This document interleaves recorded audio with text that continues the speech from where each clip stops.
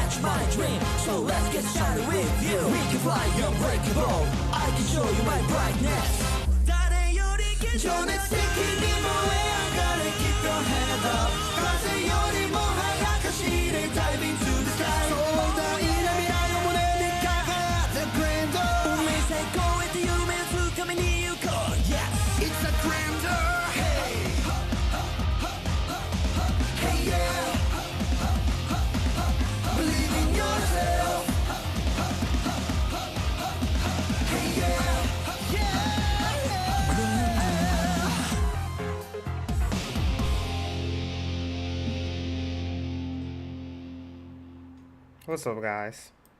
What's up, guys? I'ma just, you know, we're just gonna ignore this blatant hate that I'm getting 2 seconds into the stream. We're just gonna ignore this. Rick, how are you doing today, man? LJ, how you doing today, bro? How are both of you guys doing today? How are you guys doing? You know, I might be inconsistent, but we're going to change up that narrative. We're going to change up that narrative. You're not going to be able to say that anymore, LJ. You're not going to be able to say that anymore. I'm gonna change that narrative. Just for you, we're gonna change that narrative. I'm doing good. I'm happy to hear that, man. I'm happy to hear that you guys are doing good. I heard that y'all were working hard. I'm glad that y'all took a break from that project. It is not something that y'all need to be like forcing yourself to do, man. Take y'all time on that, man. Take y'all time. But happy to see my boy Rick in the chat once again. It has been a second since I seen him, and since I was gone for a while. So happy to see you back, man. Happy to see y'all back. But without further ado, we got some reacts. We got some reacts, some typical stuff, some typical things that we need to get watched. We didn't even get to finish everything from yesterday, so we got some stuff to watch. Now, look, Evo Japan 2024 happened, I think, like sometime yesterday. And we got some Nen Impact gameplay. Now, we might not watch all 13 minutes of this, but I just want to see how this game is looking. I woke up to some DMs saying that this game looks like shit, right? That's what I woke up to. I haven't seen anything yet, so this is my first impression on the gameplay. Now, from what I've seen in this already, this looks like we have a 2D fighter. So, like, I'm not gonna lie, at least me personally, I will take a shitty looking 2D fighter over a 3D arena any day of the universe. I will take this, like, a shitty graphic 2D fighter over the most perfect looking 3D arena fighter any day of the universe. So I already see a 2D fighter. This has me already excited.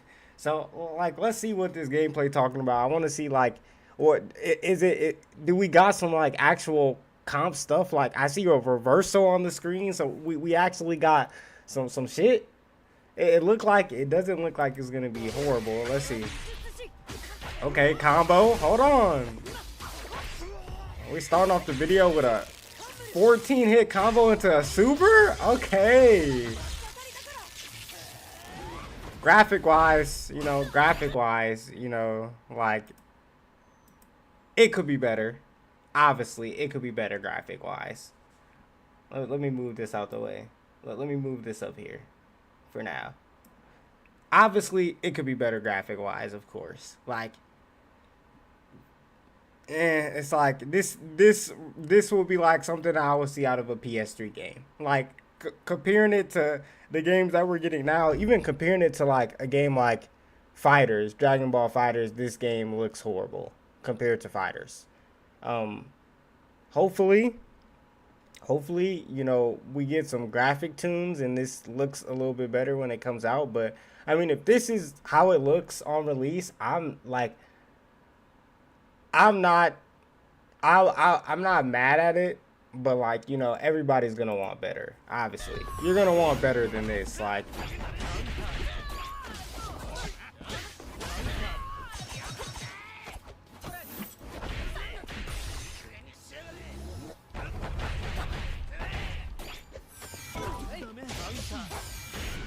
I mean, support actions. I don't know if y'all been peeping. Support call-ins. Okay. Looks like it's like a 3v3 like Fighters. So a lot of air movement like Fighters. That's what I'm seeing. A lot of air movement like Fighters. Oh, did he just ground hit? Hold on. My boy, my go, bruh. Wait, what? Oh, we got some overgear. That's some type of mechanic in the game.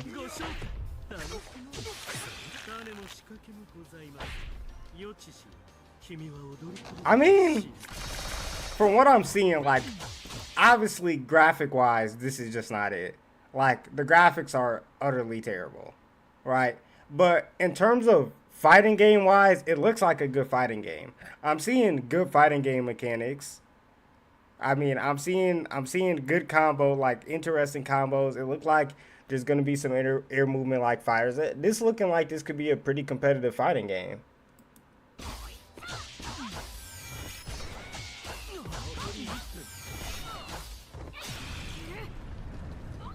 That combo was kind of sexy.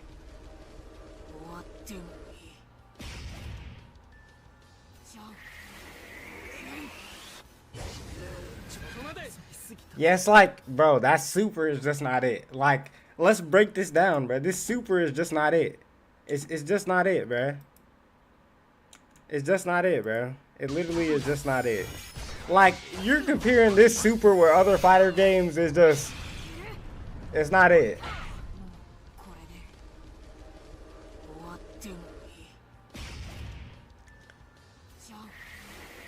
Like, this could be so much more pretty. Like, this could literally be like so pretty, but like, you know, the graphics in this game are not looking it. Like, you know, you're definitely not gonna play this game to enjoy looking at it.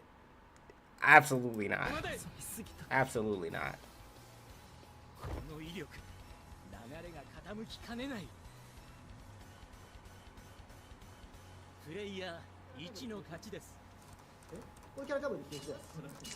Alright, we've seen enough. We've seen enough. I mean, how many characters we got? 1, 2, 3, 4, 5, 6, 7, 8, 9, 10, 11, 12, 13, 14, 15, 16. It's because of the lack of action frames. Yeah, bro. I mean, look, in terms of a fighting game, it doesn't look bad. Like, in terms of a fighting game, a competitive fighting game, it doesn't look bad. But graphic-wise, horrible. Like, graphic-wise, it's not going to be able to compete. It's not competing with fighters. It's not competing with Mortal Kombat 1. It's not competing with Tekken 8. It's not competing with Grand Blue. It's not competing with damn near any anime fighting game or fighting games in general. It's just not. Graphically, this shit looks terrible. But hopefully, mechanically, this game is fun, so it has a chance. But, you know, like I said, from the beginning, I'd rather take a 2D fighting game, a garbage 2D fighting game over a 3D arena any day of the universe. Any day. So I'm already glad. I'm glad that it's not a 3D arena, bro. I'm so happy. All right. So I mean that's a, you know, not exactly what you want. Not exactly what you want, but it's not the worst. It's not the worst. You know, there's potential. There's potential there. We're just gonna have to wait to see how it, you know, how it wraps up, how it comes out. That DLC gonna be crazy. Yeah, I'm not gonna lie, Hunter x Hunter got so many characters. That DLC could be insane. I mean, that DLC could be insane. Like, literally, it could be ridiculous. The type has a deep cast. It has a deep cast, bro. All right, we got the hit anime that no one remembers. Pathetic. Pathetic. Why did she even bother living? She's just a waste of space. You really do suck. Yato is a god who was made to kill his... Is this Noragami? Oh, I didn't even see this. A video about Noragami? Oh, yes, sir. I remember this. I remember Noragami. The girl he accidentally kills is... I don't know. I don't know why it's doing that.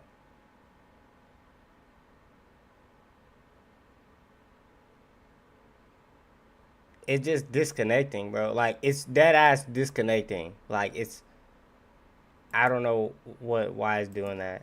It's like the bitrate's fine, but it just disconnects randomly. I don't know why it's doing that. It's so weird.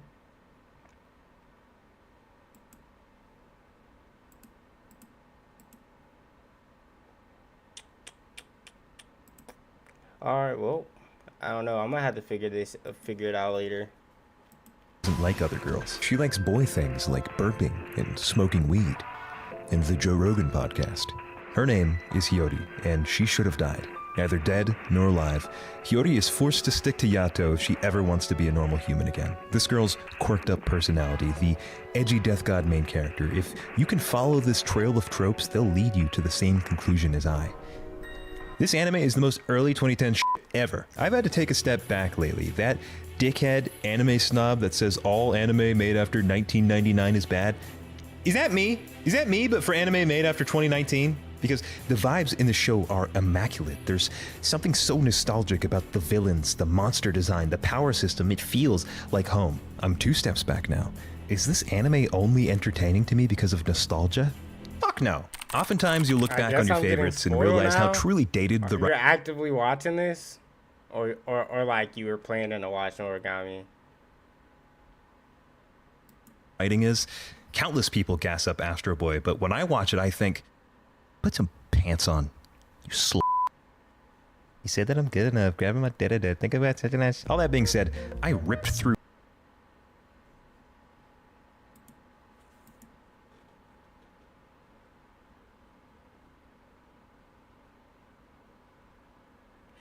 Bro, like, I'm...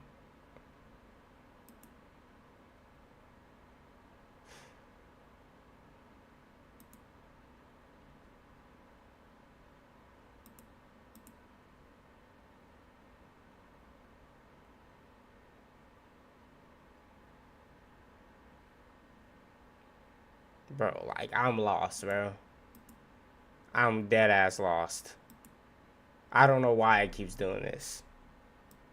Solutions to everything, but he hasn't spent his life learning those skills. When someone has lost everything and they fear tomorrow so much that they can't stand the thought of living, Yato will be there. But don't expect him to really give that much of a shit, okay? He's saving you for him. Much of episode 4 is spent talking to a guy who is actively throwing himself off a building. Yato, please give a fuck, I'm begging you. I'm sorry, but I can't.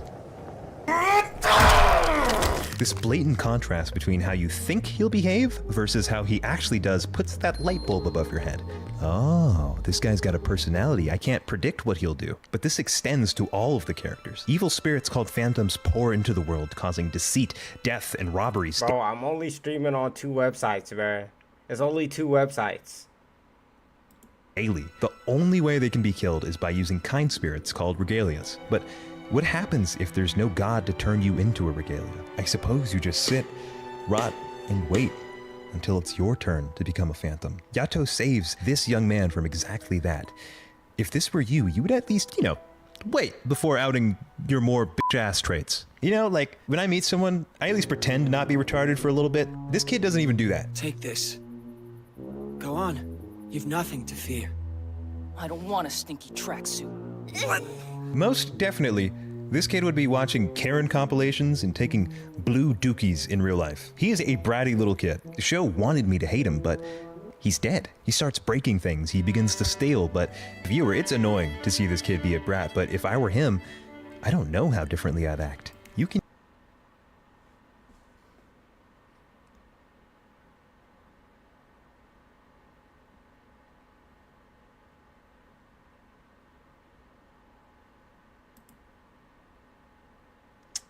So are we trying to piss me off today?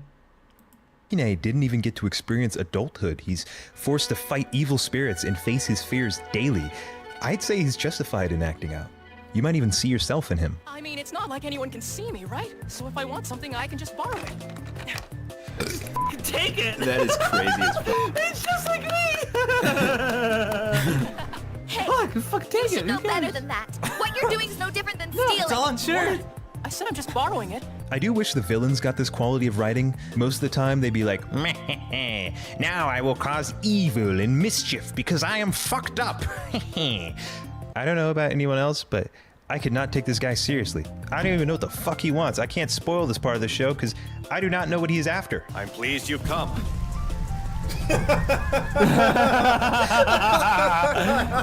I haven't yet, sir. Not fucking cool. Not cool, dude. We agreed no bubbles. I can't break from the inside. And if you're truly dialed in, you'll be like, are we fighting 29-foot green ducks now? Why are the monsters like silly people? This isn't scary. Noragami struggles a little bit when it comes to making good bad guys. Their motives are dull, uninteresting. In reality, none of the shit matters. You're here to watch some fights. You're here to have a good time. These guys are just the impetus. So, does it do just that? Yes. The pacing is just... I finished Recreators. Its premise was the coolest ever. People from cartoons, manga, and video games get isekai to Earth. So, 1 second you're in a sissy's closet, and the next... a robot is flying through the air. Then, Sailor Moon whacks a cosplaying prostitute into a different area code. So much happens within 2 episodes, and then they let this lady in the house. And every time she appears on screen, I assume a Chris Brown-like posture. This show explains everything that you don't need to know. There's so much needless exposition, the only way to make it to the good part is by dissociating. It fucked my head up. This method of exposition became my new normal. Until Noragami. Get this. More than one thing happens per episode. Every episode. Look at this one. Yato is trying to discipline his new regalia when a cat... Get back here, you motherfucker! A cat tries to steal Yato's garbage. That's already more than any episode of Recreators. This is not a good example. Alright, remember when that guy was jumping off the building? At the start of that day, Yato was thugging hardcore. He had women lining up for him like it was a Scamboli fan meetup. Except instead of racist teenage boys, it is cute girls. This is a joke. I have a good mix of both. Hey, take it easy now. It was all a dream. Later that day, Hiyori's all like, "Help me not be a half ghost thing!" And Yato finally gets serious about helping her. What Yato needs to do is introduce Hiyori to his girlfriend slash pay pig. But then, King Cuck puts an end to their joyous reunion. What could this cuckening mean for our protagonist? We gotta find out later because someone butt dials Yato. Oh hey, it's the guy who jumps off the building. No! They solve that, go back to the e-girl, resolve that, and everything's good. Until Yato's old evil hussy arrives. All in the span of one episode. It's not extremely impressive to say, this show actually has things that happen. But in light of recent events, I have a new appreciation for storytelling like this. In between each slice of the story, you learn about the characters, and people drop lore like it's nothing. The story didn't drag for eons explaining that to me. The world of gods is interesting and elaborate, but you're only drip-fed this information as it becomes relevant to the story. So every episode, you're either discovering something new or wrapping up an arc from the previous episode. Pace your anime like this. I be watching shorts. I be watching porn. My attention span can no longer support anime rambling. Noragami shook me awake. I've been wondering... Hey, at least you admitted it. At least you admitted it that you got TikTok attention span. It's okay. Some of us just have it. Not me. I don't got TikTok attention span. But some people in this world just have TikTok attention span. It's okay. It's okay. Am I just the anime hater? Is there anything I do like? Will I continue to... Hey, what's that? Among Us!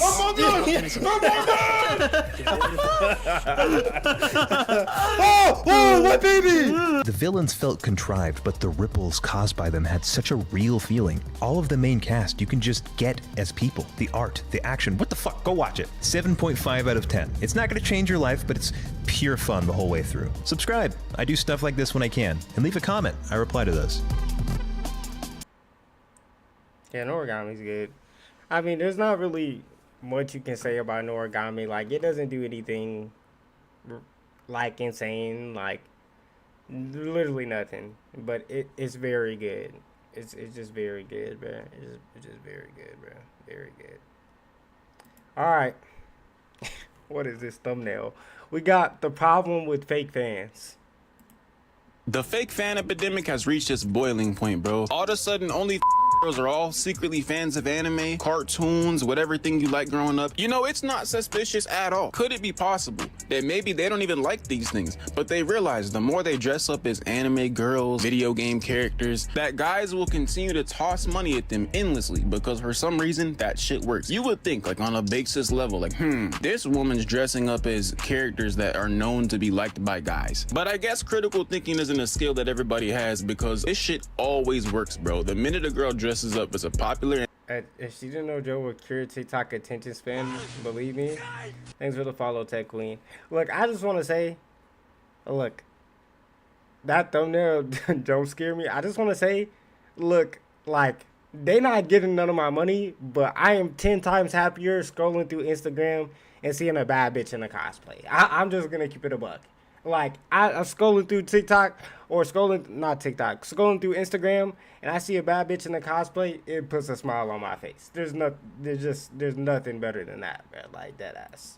Anime character or a popular video game character or whatever it is. It could be fucking Gwen from not Total getting my Drama money, Island. though. Guys are throwing cash at them like Drake in a strip club. It's actually insane, bro. Like, I don't understand how nobody ever raised an eyebrow that all of a sudden when OnlyFans hits its prime, when all of a sudden it's the biggest thing in the world, all of a sudden every single girl on the planet likes anime. And this is not to say that there's no such thing as girls that like anime or whatever. Like, obviously, I'm not stupid. They do. Girls are human too. They can have the exact same interests as guys, okay? What I'm saying is, you ever see a girl's account and they got one of them OF links, you know what I'm saying? You already know. The only anime characters they ever like or dress up as or have any interest in are the ones that are profitable and monetizable on their OF. Okay, obviously they don't really like the show. They just Google top 5 best looking anime girls and bought the cosplay, and now all of a sudden you guys are throwing money at them, right? I understand how it works, why it works, all right? My problem is with the dumb dudes that you actually have IG Reels attention span, but I don't even use IG Reels. What are you talking about? I just said scrolling through IG. I never said IG Reels, Rick. Stop putting words in my mouth, motherfucker.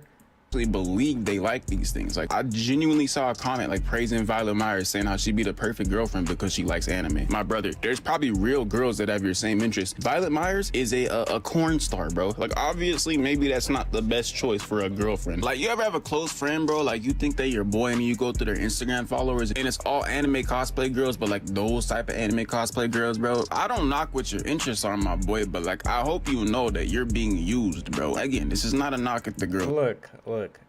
If you're like, I'm not gonna lie. Look, I got some friends like this. You know, I got some friends like this too. But there's nothing wrong with this. Like, if you're not spending money, if you're just there for the view, bro, there is nothing wrong with this, bro. Like, there's nothing wrong with this, bro. I stand 10 toes. There's no wrong with it. Do it right, because as you know, living in this country or whatever country, living in the world, really, if you have any way to get to the bag, you might as well take it, because you might as well be unmoral and rich than moral and broke. Through like seeing this, I've realized there's a severe lack of like critical judgment in a lot of guys, because when I first knew this was a thing, I thought, wait, this what made you realize that? You're telling me your whole life, all the experiences you've seen, and this is the thing that made you realize that guys don't have critical thinking? Motherfucker.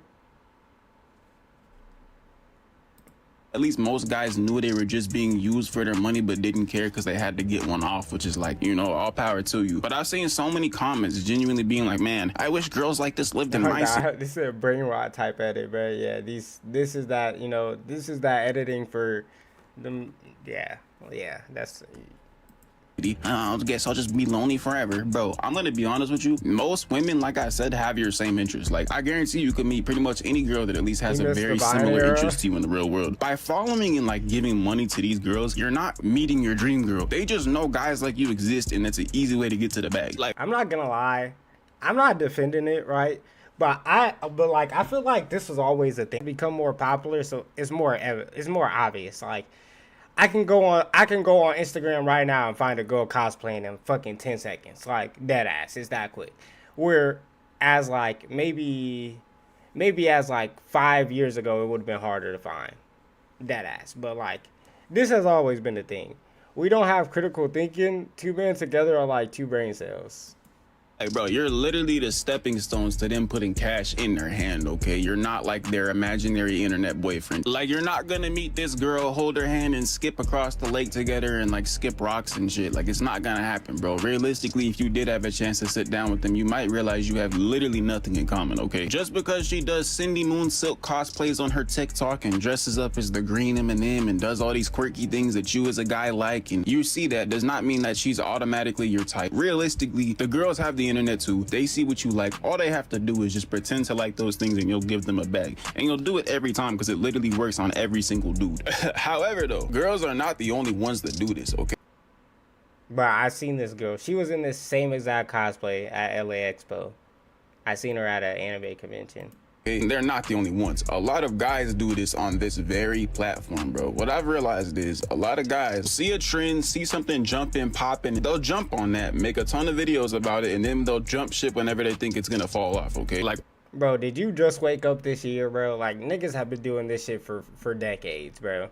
Like, literally niggas have been doing this shit for decades. This is nothing new, man. oh wow, there's a new poppin' anime this week and it's the biggest thing in the world. Time for a bunch of dudes to hop on the love train, act like they've loved it since the first season, whatever it is, make a bunch of videos, and then whenever it falls off, they pump and dump it and they leave and they never talk about it again. That doesn't even just go for just anime, bro. Even in the music community, there were so many Playboy Cardi Opium accounts. They only talked about Cardi. They were Cardi's biggest fans since day one. They knew about him before you, blah, blah, blah, right? And all of a sudden, the minute Cardi's not the hottest topic on the block anymore and Drake and Kendrick are beefing and whatever, All of a sudden, they're Drake channels, they're Kendrick channels. They love real hip hop. What? You guys were just opium channels last week talking about something. We're bringing real hip hop back. You don't care. Your favorite rapper made Magnolia, bro. Not to diss Cardi, okay? But I'm just saying it's a little odd. This behavior is not only in one genre. They do it to anime. They do it to video games. They hated this video game last week, but now it's the biggest thing. So they've been playing the game since it came out. Matter of fact, they're its biggest fan. If somehow the Suicide Squad game became relevant again and popping, so many channels will act like they've loved it since the beginning and that realistically they liked it when you guys didn't like it. Remember when Whole Lotta Red came out and everybody hated it, but all of a sudden thousands and thousands and thousands of guys were like, I never hated it. I don't think that's true, bro. I think half the internet hated that album, okay? If I see one more comment saying you guys are fighting for your life to defend something that wasn't popular and now it is popular, if that was the case, bro, then everybody would have liked it. If thousands and thousands of people... Okay, look, you're generalizing a lot of shit here. Look, and you know, it's okay to generalize sometime, but your whole video is generalizing. Okay, let's not do this, right? Now, there is, like, you know, some of these situations are true. Like, some of these people were, like, but yes, like, 90% of these people are lying. They're capping. They just want to be what's cool. They just want to, you know, be on the cool side of shit. And, you know, that's, like, you know, it's not okay, but, like, you know, that's just how people are, bro. Like, you know, you realize it, you see it, and then you move on, bro. It's not nothing crazy. You just can't let it affect you, bro.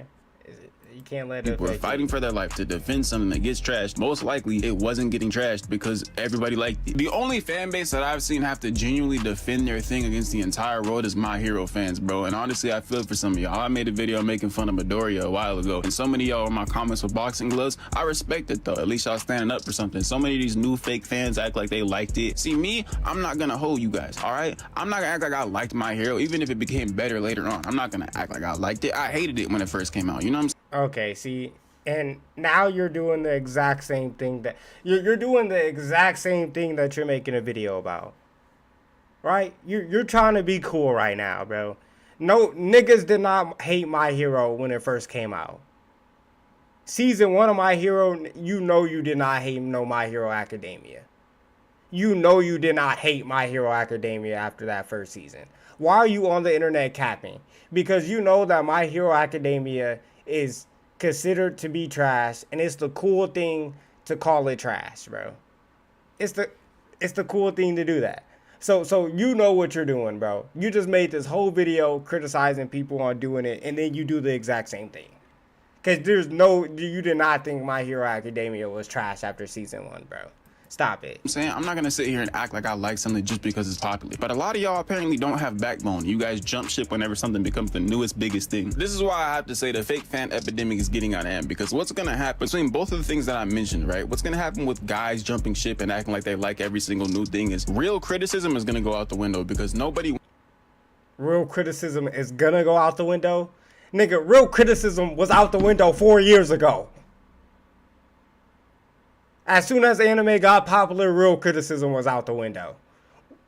As soon as COVID hit and everybody was tuning in to Demon Slayer and My Hero Academia, real criticism went out the window, buddy. Wants to be the one to be the hater or something just in case it becomes popular. So now every time something comes out, everyone's gonna love it off the bat. Solo leveling's so amazing, and I'm not gonna say solo leveling's bad. I haven't even watched it, but I'm saying like the unanimous everything's amazing opinion is happening because nobody wants to be the hater. Nobody wants to be the one that people talk about. Oh my goodness, you're chatting. Oh my god, I'm not gonna lie. At first you started this video with a good point. You start this video with a fantastic point. You know, we got fake fans, you know, blah, blah, blah, blah, blah. And then you just started yapping. Because what the fuck are you talking about? Nigga, I've reacted to at least 5 solo leveling videos where people are hating on solo leveling. Bro, it's the cooler thing to hate on something that's popular. What are you talking about? It is generally considered good because it's good. Not because it's looked upon, not because you looked upon a certain way for disliking it. What are you talking about? Or like you just started chatting. Was the hater or something before it blew up. No one wants to be that guy. Everyone wants to be the guy that defended something until it became popular, okay? That they were the first ones on this ship. And it's gonna negatively affect things because now that there's no real criticism and honesty's kind of going out the window, no one will really know what things are good and what things are bad, right? And even if you do know what things are good and bad, nobody wants to be the guy to be the first one to come up and be a hater. It's just like nobody wants to be that guy. It's not a good look. Most people aren't gonna like you, even if I don't know who he's talking about, but I will.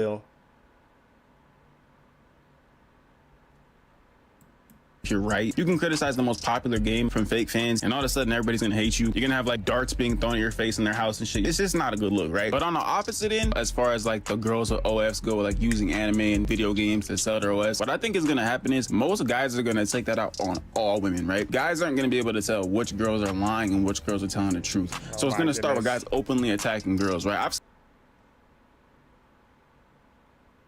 I'm not gonna lie. You're dragging this shit crazy, bro. You just started dragging this shit ridiculously. I don't even know how we got here. Seen it in my own comments where like a girl said she played video games and a dude in my comments was like, name every single video game ever. And like, it's not even these girls' faults at all. It's really just because a lot of girls can see like how monetizable it is to like take an interest of a guy and just like dress up as it to sell in OnlyFans, right? Or even if they're not doing OnlyFans, just for like attention, I guess. It's all over Instagram, all over TikTok. You can see these like fake fan cosplay girls on any platform, right? But it really does affect girls who genuinely have these interests because not to defend the dudes that do this, but a lot of guys are just bro, you know how easy it is to find out if someone genuinely likes anime? All you gotta do is talk to them for 2 minutes. You'll figure out if they genuinely like anime or they just came across it and only watched one anime or only seen the most mainstream shit. All you gotta do is talk to them, bro. It's not hard, bro. It's not hard. Gonna attack them. It's like back in the day when it was like name 5 Nirvana songs right now. Like it's gonna be that all over again because now a lot of dudes are gonna be angry and frustrated with the girls that are just monetizing their interests to get them to spend money on them. You know what I'm saying? Guys are gonna be out here like giving girls quizzes to even enter any like community, right? Like, oh yeah, name your top 5 Naruto fights in Japanese, bro. Like what? And same with the dudes. Honestly, I feel like guys should be held to the same standard. Like if you're gonna make a bunch of anime videos, you should at least know what you're talking about, right? If you're gonna make video game videos, you shouldn't just be like making these videos because you know they're gonna get money. Like you probably should have some kind of base knowledge about the thing you're talking about. Yeah, that's true. I mean, I don't even know how I watched that whole video, but I mean, look, there's gonna be fake fans and everything, bro. Like, you know, that's just how it is, bro. That's just how it is, man. All right, we got, can we stop calling these anime new gen? Is this a new gen anime? I'm asking this. Is this a new gen anime? I'm asking this because Jujutsu Kaisen started all the way back in 2018. So that's 6 years ago, and JJK is basically the face of Jump right now besides One Piece. So personally, it feels weird to call a 6-year-old manga that's at the top of Jump a new gen series. But based on how it technically works, JJK would Bro, like, I don't know. Shonen, you're gonna have to start saying something to change my mind. But if Naruto came out in 2005 or 2006, whenever Naruto came out, who fucking knows? 2000s, right? And JJK came out in 2018, then of course it's considered new gen. Like, what are we talking about? Technically be a new gen since One Piece is still considered the current gen. Now, I did another video a while ago where I basically said that the whole new gen thing is just a way of gatekeeping. But back then I did explain how it kinda makes sense. So now I'd like to explain why I think it's stupid. What? So first let's start with the current gen. There's a bunch of manga magazines, but let's stick with Jump. Okay, so if I gave you the latest issue of Jump and asked you to point to the current generation, you'd probably either just say they're all current gen, or you'd say that One Piece is the current generation. And here's where the— But who calls it current generation? I've never heard anyone say current generation in my life. It's only old gen or new gen. What the fuck is a current gen? I've literally never heard anybody say that in my life. One Piece thing makes sense. One Piece is the last of the older manga, so when we say One Piece is current gen, what we're saying is that generation of manga is still going on. So that's how that makes sense. So now let me explain why that's stupid. So One Piece came out in... You're explaining that something is stupid that I've never heard in my life. Deadass. I've never even heard someone ever call something current gen ever. In the late 90s. The next oldest manga came out in 2014. So by definition, One Piece would be the current gen, and My Hero and everything after would be new gen. Rationally speaking, that makes sense. But realistically, here's what you're doing. Realistically, what you are doing is taking the magazine and saying, here's One Piece that's like 25 years old. That's the current generation. Literally every other manga in this magazine is new. Which is dumb, because why do you think it makes sense to call a manga that's almost 10 years old a new manga? And I get it, it's not new, it's just new gen. That's fine and everything. But you gotta admit, it sounds kinda dumb to be like, Deku is my favorite new gen protagonist from 9 years ago. Asta is my favorite new protagonist. Again, I get it. New and new gen are not the same thing. But it just sounds lazy to be calling manga that are bordering on 10 years old new manga. So I think we need to I'm not gonna lie, this might be the dumbest. This might be one of the dumbest videos I ever watched in my life. I'm not gonna lie. I'm gonna keep it a buck. I like Shonen OG, but we watched plenty of his videos before in the past. This might just be the dumbest video I ever seen, bro. This topic is so stupid. Maybe I'm missing something here, but you know, I like to relate things back to basketball because I feel like it's just a perfect similarity. Bro, there's an old generation of basketball, right? And there's a new generation of basketball players. An old generation that were playing basketball 20 years ago, and there's a new generation that's been playing basketball in the last 5-10 years. LeBron James, even though this nigga is damn near 40, he's part of the new generation because he wasn't playing when the older niggas were playing. It's that simple. One Piece came out 30 years ago. It's an older generation, bro. It's an older generation anime. It's just like generations of people. We have different generations of people. What are we talking about? How is this a hard concept to understand?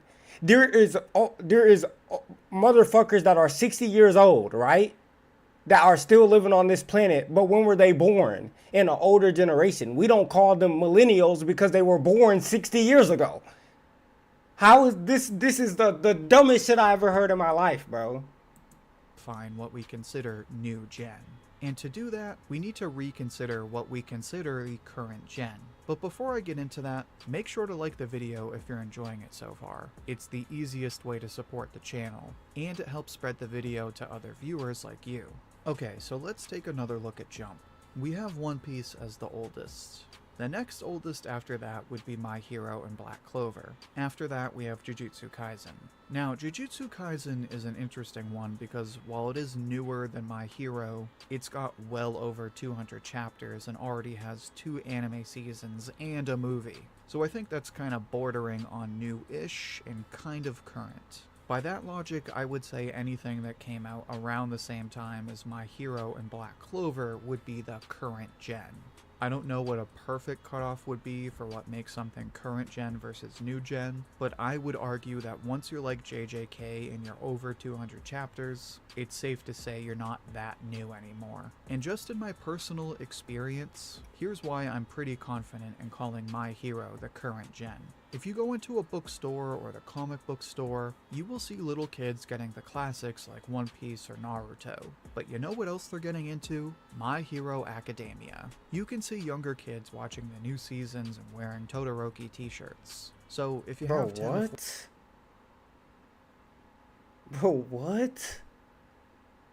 14-year-olds talking about how My Hero is their favorite anime, then it kind of just goes to show that it's the current generation. I'm not gonna lie, Shonen OG, you did not cook with this video. I want you to know how badly you didn't cook with this video. Let me explain this shit to you, right? When I was growing up, what shirts was I getting from a store? I was buying Dragon Ball shirts, right? I was buying fucking Naruto shirts, right? So if you're telling me that the next generation of human beings, the next generation, the 10-year-olds that are coming up now are buying My Hero Academia shit now, JJK shit now. What do you think that means? What do you think that means? You're literally explaining it to yourself. How do you make a video like this and don't even understand your own logic? There is a clear generational division. You just highlighted it yourself. As much as older anime elites like to think the world revolves around them, the reality is that these younger kids that are wearing Black Clover hoodies and playing as Deku in Fortnite are the current generation. So it only makes sense. Bro, you gotta put away current generation, bro. You gotta put that word away. You gotta put that term away. There is not a current generation, bro. It's old generation and a new generation. We don't like, oh, who says current generation, bro? Who says that? That's not even a fucking thing. That we get with the times and start rethinking how we talk about these shows. If a show is 8+ years old and is mainstream enough to be on lunchboxes and Fortnite, I think we can stop calling it new gen. On the other hand, if a series is only about 100 chapters and still doesn't have an anime yet, that feels like a much better fit for new gen. And in case you haven't guessed by now, one of the first examples I thought of is Akane Banashi. Akane Banashi started in February of 2022, so it is just barely over 2 years old. Now, a 2-year-old I have no problem calling new gen. It's old enough to not be brand new, but it's early enough. Nigga, this is brand new. What are we talking about? This is brand new. If you look at a child and they're 2 years old, nigga, that is fucking brand new. What are we talking about? This is the dumbest conversation I ever heard in my life. Like I said, it's barely over 100 chapters. It only has about 10 volumes. And as of recording, it still doesn't have an anime. Plus, for those of you who are cultured enough to be reading the manga, it's still early enough in the story that the final arc doesn't feel like it's coming anytime soon. So something like that I would have no problem calling new gen. Now, as far as where we make the cutoff, I think Undead Unluck is actually the perfect solution. Undead Unluck just hit chapter 200, and funny enough, it already has an anime and it's in its final arc. Plus, it debuted in 2020. That would mean it's 4 years old and just a little younger than Jujutsu Kaisen. Here I think something like Undead Unluck is the perfect cutoff. If you say it's the last... Like, why? Like, oh my goodness. We're not labeling shit new generation and old generation on the fucking year that like the year that it came out recently, bruh. Like, new generation shit is the new generation of anime, bro. It's so self-explanatory. Like, this conversation is so goofy, bruh. So this is how you need to think about it, bro. If you need to think about this a certain way, let me break it down to you. When anime got popular, this is the new generation of anime, bro. It's that simple. 2016, My Hero Academia came out, anime got popular. It's a new generation of anime. It's that simple, bro. It's an easy cutoff. That's how you explain it. It's that simple, bro. I don't know what this video, like, this video makes no sense to me, bro. I don't know. Maybe I'm missing something, bro. Too. But if we say, okay, Undead Unluck is where the new gen starts, then that does a lot of justice. So for example, that would mean Dawn to Dawn would be new gen. Started in 2021, less than 200 chapters. Like, am I crazy for thinking like something that's just getting an anime? Dawn to Dawn doesn't even have an anime out yet. It's coming, but it's not out yet. So how is this the cutoff for new gen? How are manga that haven't even got an anime yet being the cutoff for new gen? That shit doesn't even make sense, bro. You're literally making no sense with this video. Literally not. And we're not getting the anime until October. Sakamoto Days would be new gen. Witch Watch, one of my personal favorites, would also be new gen. Gachi Akuta would also be new gen. No matter how you look at it, I think if we're going to do this whole new gen thing, this is what makes the most sense. Anything around My Hero is current gen, Undead... Listen, you're trying to bring a whole generation into this, right? You're trying to say we have old gen, current gen and new gen. You're doing too much. This is not even needed, bro. We just got old and new. Dead ass. We just got old and new, bro. To unlock in anything after is new gen, and One Piece and anything that came out before, like 2010 or 2005, we can stop calling current gen.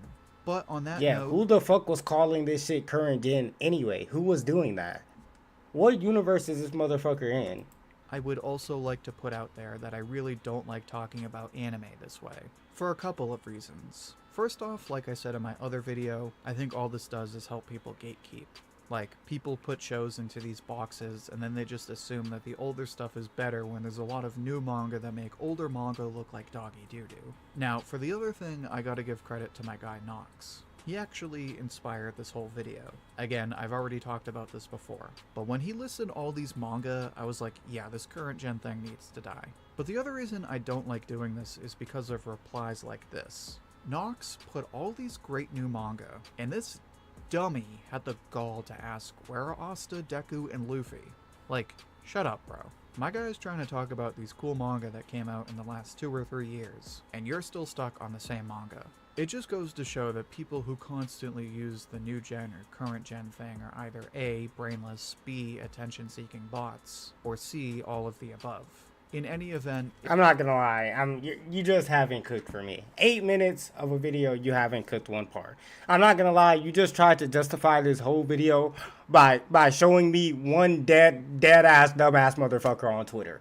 I could go find a dumb motherfucker on Twitter right now. What does that, what the fuck does that justify, bro? This shit literally makes no sense, bro. if we're going to keep doing this, all I ask is that we make some adjustments. If your manga is older than 4 years old, there's a safe chance we can stop calling it new gen. On that note, read some more manga, look at... Look, this is the problem right here. This is the problem. This is the problem right here. We're just doing too much. Who cares? Why do you care so much that there's something being called new gen? Bro, it is literally, that is what it is, bro. It's a new generation of anime and manga, bro. Well, I don't get why that frustrates you so much. Anyone who watches anime knows, right, that there's good shit in both generations. If you think there's only good shit in new generation anime, you haven't talked to anybody that's been watching anime. You just got tapped in a year ago or something. You just watched JJK and you're lost. Anyone who's been in the anime game knows that there's good shit coming out now. Good shit came out in the past. This is not a valid reason for gatekeeping, bro. The only thing that gatekeeps anime is the community. It's the people in the community, bro. Not us labeling generations, bro. You're making a problem over something that doesn't need to be a problem, bro. Different magazines, and please touch some grass. But did you just tell me to touch some grass after you just made an 8-minute video talking about fucking generations? You just made an 8-minute video about a pointless conversation and told me to touch grass. Now I'd like to hear what you think. Would you make any changes? What do you consider new gen? Share your thoughts and see what everyone else has to say down in the comments. I'll pick my favorite and share it as comment of the week on my community tab. And if you'd like another discussion like this one, then check out my previous video on My Hero Academia. In that video, I discuss the current state of the My Hero series. You can find that video in the playlist. Look, so normally at the end of these videos, I'm like, great video, Shonen OG. But not today. This one wasn't it. This one wasn't it. And I'm an honest person. I like your videos, but this one was not it. I'm gonna just keep it a buck with you. This one wasn't it. This one wasn't it.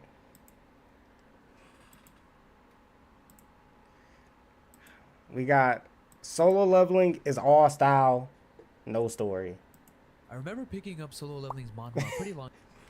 Rick, you're about to go to sleep. Rick, you're about to go to sleep, man. Time ago.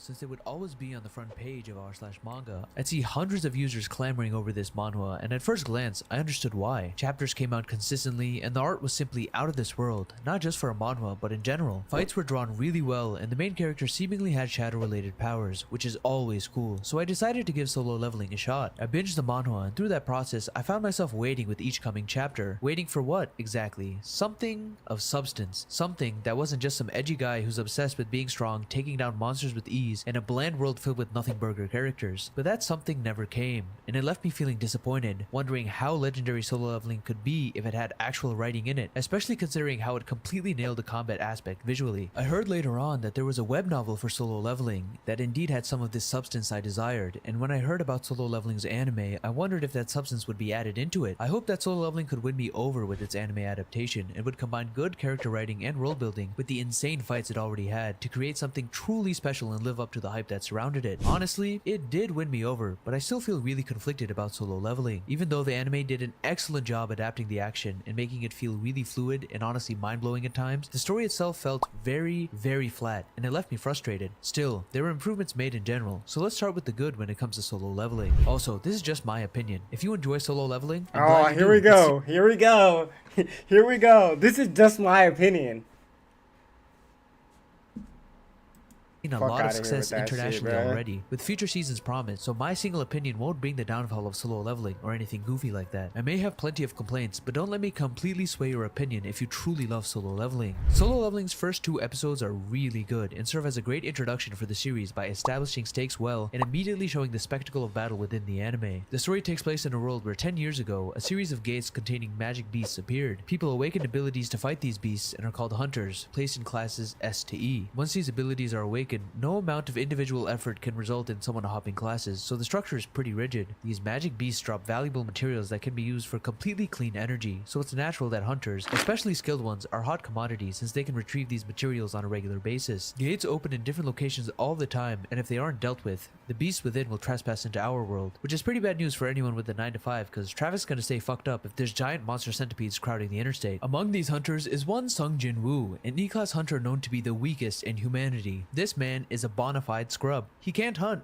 no disrespect whatsoever. Solo Leveling immediately established Jin Woo as being a character to sympathize for, as his daddy is missing, his mom is in eternal slumber, and he's got a little sister he needs to support. It's easy to root for a character who's grinding his ass off to support his family and continues to work hard as a hunter even if basically everyone is discouraging him due to his lack of skill. Within the first 2 episodes, we see Jin Woo enter a double dungeon with a party of people much stronger than him, then proceed to watch these people get filleted by giant sentient statues while the remaining members have their minds broken. Solo Leveling did an excellent job portraying the amount of trauma everyone was going through during this dungeon, and seeing Jinwoo get discarded by the others due to being far too weak made me want him to get even stronger. During these episodes, I saw this man's limbs get torn off and him curse the world for the mistreatment it casts upon the weak. Surely enough, Jinwoo was awarded with an ability that would allow him to do the impossible, level up within the world of hunters and raise his rank, a feat no one's ever done without a second awakening, and even then, this ability is completely new. There were some really great building blocks present, and supplemented with how good the animation was, I thought I'd be in for a good story of seeing a man who struggled with being weak his entire life grasp strength for the first time and slowly claw his way up to the top while acknowledging weakness and realizing that strength isn't the only important thing in this world. But as I watched Solo Leveling, I realized that the first 2 episodes would be the only time I'd feel any kind of tension whatsoever when it comes to Jinwoo, as Solo Leveling quickly devolved into one of the most generic power fantasies I've ever seen, taking place in a world that's had basically no effort to be built, with characters that are quite nothing. It's straight up the Jinwoo show, and I mean that in the most literal sense. When it comes to world building, Solo Leveling does the absolute bare minimum. It tells you there are gates linking to another dimension and that people have special magical abilities to take them down. We've got guilds. So I wonder if he's going to talk about the island, because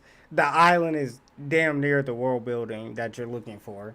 And that's the part 2 that we're getting. He said he read the webtoon, so I don't know how much different the webtoon is from the light novel. I don't know, but I mean, the whole first season is getting built up for this island, bro. So I don't know if you were paying attention. I don't know if you missed that, but that's the world building you're looking for. We just haven't got there yet.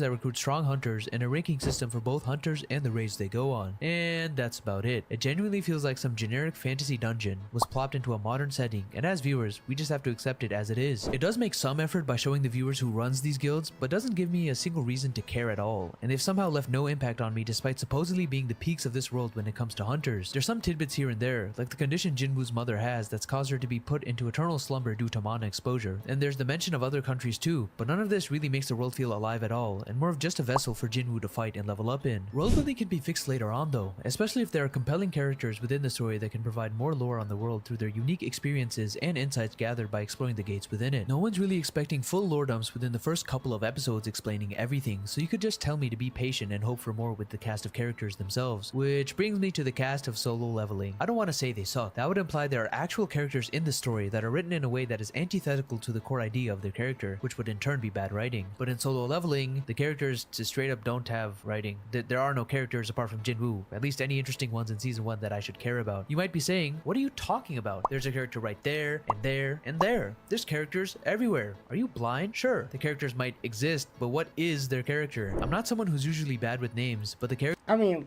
look, can I just say this real quick? I don't know, maybe like, I don't know. It just crazy. It just is amazing to me, right? It's like, people think that characters can't be built. They can't come, right? I get, we don't got no characters in season 1, right? And this might be the first time ever we're watching an anime and there's not any other characters than the main character, right? But you got to think about the show, right? Jinwoo is literally lapping everyone we have met so far. Everyone that he has met in the story, he's significantly past them in power level. Like, he's past them. So like, they really can't even be a significant character to the story. All the characters that are significant to the story, he hasn't even met them yet. He hasn't met a single significant person in the story. All the people that we're getting told are strong, all the people that we're learning about that's going to Jeju Island, he literally doesn't even know that they exist, probably, man. So I mean, can we wait till he meets some of the stronger characters and then see if they get developed? But or not, or we're just gonna say that, you know, it just has no characters off of the first season. Off of the first season that was literally meant for him. Like, okay. Characters in Solo Leveling are so bland that I couldn't even be bothered to remember their names. It's such an odd feeling since there are scenes where we see some of these side characters relive the trauma they went through previously, which is honestly better than what was in the manhwa. But even then, they feel so hollow. Like one of those cardboard cutouts you can put your head in. Your head is the writing in this case. Wow, that was a weird analogy. The squad Jinwoo went in with in the first 2 episodes, obviously I'm not supposed to care about all of them considering the fact that half of them got Kit-Katted, but the ones who survived show up later on in the story and I just didn't care whatsoever. They only seem to glaze Jinwoo or talk about how extraordinary Jinwoo is. One of them gets flabbergasted by his aura, man. Like, they're just real life Twitter users. That's all they have. Do they have their own arcs? You literally just said they got flabbergasted by his aura. And then said they're real life Twitter users. Bro, you're the motherfucker Twitter. You're the Twitter user, bro. Their own journeys, any reason for me to care at all? Sure, some of them have the good old I have a family thing going on for them, which is pretty easy to draw emotions from, but in Solo Leveling, I was just laughing when they got cut down because they mean nothing. They might as well be the chip, penny, and napkin SpongeBob was hanging out with because they're basically nothing burgers. Actually, that's disrespectful to the penny. Even the non-bum characters, like the guild heads we see throughout the season, kinda exist. They have zero presence for me even though they're S rank, although the meaning of the ranks plummets dramatically. Bro, we literally haven't even seen them do anything. Of course they don't have no impact to the story because they haven't done shit yet. Every time they came on the screen, all they done was fucking talk. Like, they literally haven't done anything yet, bro. Of course. Like, you expect someone to have impact just by appearing on the screen? Due to how quick Jinwoo levels up and can seemingly surpass any rank because he's a super gamer. Which brings me to Jinwoo himself. Honestly, compared to the manhwa, he got more than what I had expected, although that's not saying much because there's no bar to be found. It just feels like he's barreling through ranks by working within the confines of his level up game system, but the game system itself is fundamentally broken, which is obviously intentional, but it's so broken to the point where zero tension is felt in Solo Leveling, which is pretty bad for a story that focuses on fighting. Jinwoo's constantly leveling up by following the good old Saitama split, and through his level ups, he's able to raise his strength, intelligence, and what have you. At first, it's charming to see Jinwoo enter instance dungeons, realize how weak he is, hone his craft to take down monsters while learning more about the game system, and progress. However, his progress comes at such a rapid pace and it quickly devolves into Jinwoo entering a dungeon or stumbling across a monster, struggling slightly, yelling about being stronger, then destroying his opponent. It's the same shit every single time. Worst part is that he has a It's literally only happened twice. It's literally only happened twice. It only happened twice. Alright? It dead ass only happened 2 times. Like, it literally happened 2 times. I don't know, bro. Literally twice. straight up full restore that can completely replenish his health and mana in his back pocket, so even when it does feel like he's taken some damage, he heals it back up immediately. There's no smart way he's getting stronger. It's straight up bro locks in, then hops 5 billion ranks to go from the biggest bum in the world to someone who walks through C rank missions with ease. His fast progression makes it really hard to be that invested in fights apart from the spectacle of them, because I always know he's gonna win in the exact same manner. Sure, it's cool to see him reflect on his weakness and not being content with where he is, but the reflection usually doesn't last long, and there's only so many times I can see this dude regret his past weakness before leveling up and winning because he's Jinwoo. His opponents, whether beast or human, have nothing to them, so there's no interesting dynamics going on within the fights either. It's crazy that this is all extremely basic writing, but because the bar for solo leveling is so low, I gotta praise it. Wait a minute, solo leveling? The bar is so low? Wait, this is all intentional. Never mind, this is peak fiction. Hey man, I think you're forgetting something important. I don't know, like, whenever, I don't get how, you know, people, like, I know, like, most of these videos, they gotta be written. Like, people sit down, they write these, they script these videos out, right? I don't get how you can sit down and script a video out and say some goofy shit like this and then post it, but I can never understand it for the fucking life of me.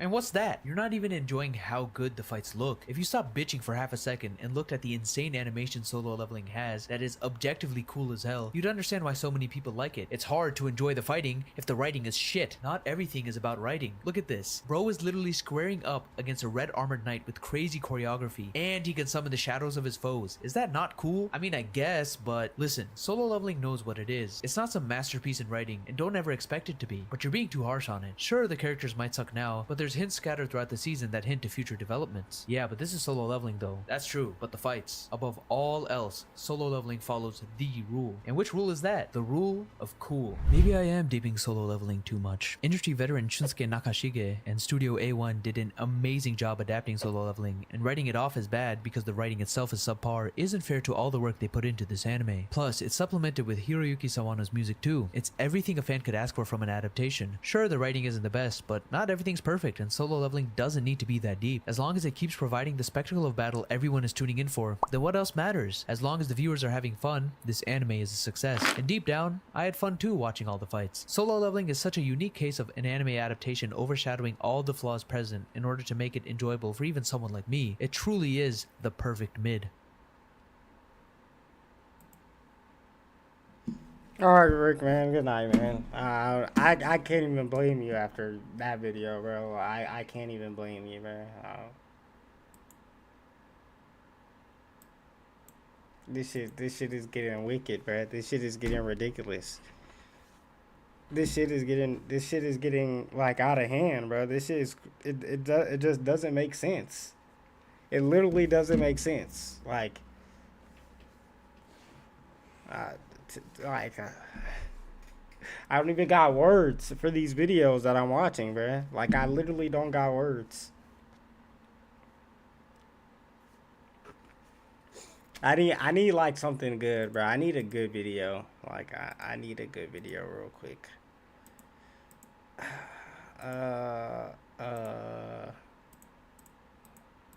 Let's see what this one's talking about, bro. Stop me if you heard of this one before. An anime that takes place in a world where humanity is in a battle against supernatural creatures that are trying to hurt them. The main character inexplicably gains the ability to turn into one of these creatures and uses this power to fight against them. There's an elite force of soldiers tasked with fighting these creatures, which the main character eventually becomes a member of. The main character has a crisis of identity as he struggles between his human side and his monster side. Humanity's side distrusts trust the protagonist and starts to question his allegiances. However, as stronger and stronger monsters start showing up, the only person who can take on the threat is the protagonist. Now, it does feel like I've just described the plot of Attack on Chainsaw Ghoul, but this is actually the premise of the newest upcoming big shonen anime, Kaiju number 8. From its premise, I wouldn't blame you for thinking it's just another cookie cutter shonen anime. While Kaiju number 8 shares a lot of similarities with its predecessors, this story has something that's can we stop seeing like 2 similarities of an anime and then comparing shit, please? Like, I shouldn't open a video about Kaiju number 8 and you're comparing it to 4 different animes in the first minute, bro. Please stop doing that shit, bro. Sets it aside from almost every other story. The only thing that it shares with Tokyo Ghoul is that it absorbs a fucking monster thing, bro. Like, and it's not even technically even close. It's not even nowhere close to the same. In the genre, it has, and get ready for this, a protagonist in his 30s. In most shonen anime, the protagonists usually don't reach their 30s until the final time skip after defeating the final boss. Most shonen anime create a power fantasy for teenagers and young adults, an audience that is just starting to figure themselves out and learn about life. Hence why a lot of shonen protagonists are usually teenagers or young adults. Kaiju number 8 gives us a story from the perspective of someone who's lived through that stage of life, gotten through school, secured a job, paid taxes, and currently exists in a version of adulthood that is the antithesis of their childhood dream. The main character of Kaiju number 8, Kafka Hibino, starts the story at age 32, and his age strikes at the core of the entire story, that it's never too late to achieve your dream. But how does he do this, and why do I think this show would change your life?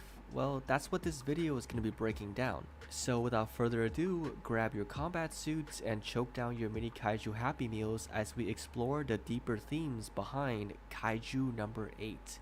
There are some minor spoilers ahead for the first chapter or so of the manga, and most likely the entire first episode of the anime. To fully understand the meaning behind Kafka Hibino's journey, let's consider something that we've all had at some point in our lives, but many of us have likely forgotten or diverged from: our childhood dreams.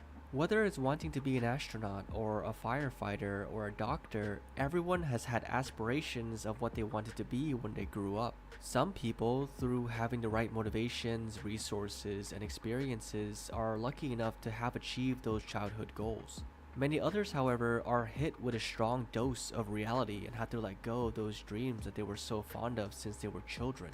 This is the position that Kafka Hibino finds himself in at age 32, which in shonen protagonist years means he's essentially an old man at this point. Since he was a child, Kafka has had one single goal in his mind, a single dream that he's wanted more than anything: to join the Kaiju Defense Force and fight for humanity against the monsters known as Kaiju that have been attacking the world for centuries. No one knows where they came from, but over the years there have always been a defense force that saves people from the jaws of these creatures. The defense force creates equipment and combat suits out of the body parts of slain Kaiju to effectively fight against them. They are seen as humanity's greatest heroes and the most elite warriors in society.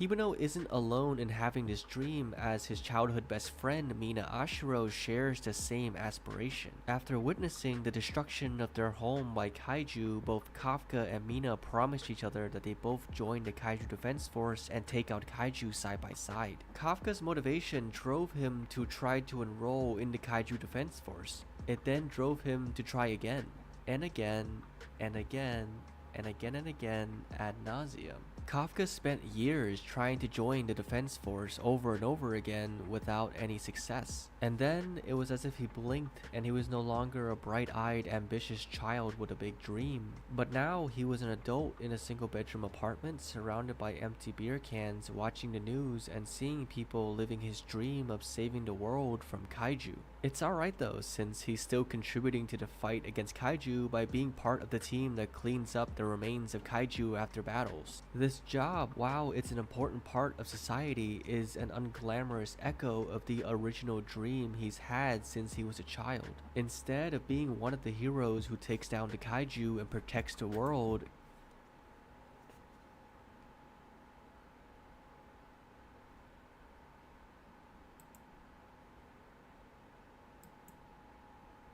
All right, we got the anime that rivaled Attack on Titan. Spring of 2016 was a very good year for anime. We had shows like Konosuba, Grimgar, Bungo Stray Dogs, and Mob Psycho debuting, as well as many underrated shows to come out. This year brought to life many iconic shows that are still talked about today, both in a positive and negative light, and explored a ton of new genres like zombies.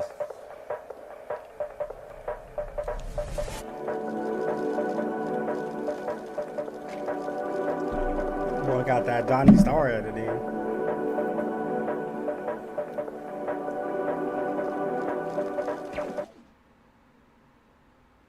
You know them, I know them, your neighbor's dog probably knows them. Zombies over the years has been a genre that's been on a fast rise. From the film that kickstarted everything, Night of the Living Dead, to the endless zombie content shoved down our necks in the past several decades. Because of the sudden boom, many recognizable franchises today were able to take the idea and make a name for themselves. Resident Evil, Call of Duty, The Walking Dead, Last Fortress, Actually, scratch that last one. Zombies in anime are a pretty rare thing, even today, let alone back then. During that time, the last one to come out that was big was High School of the Dead, back in 2010. That show was good for various reasons.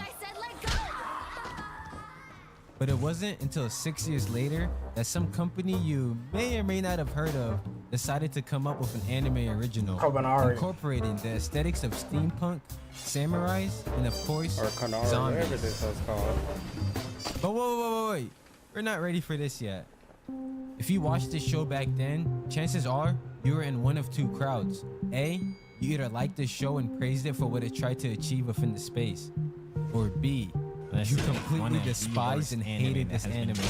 Too much hype. If you were to give these, I guess I was the third one because I thought it was cool. I didn't think it was neither one of those. then chances are you are most likely part of the crowd that would not stop comparing the show to Attack on Titan. So what's the show about?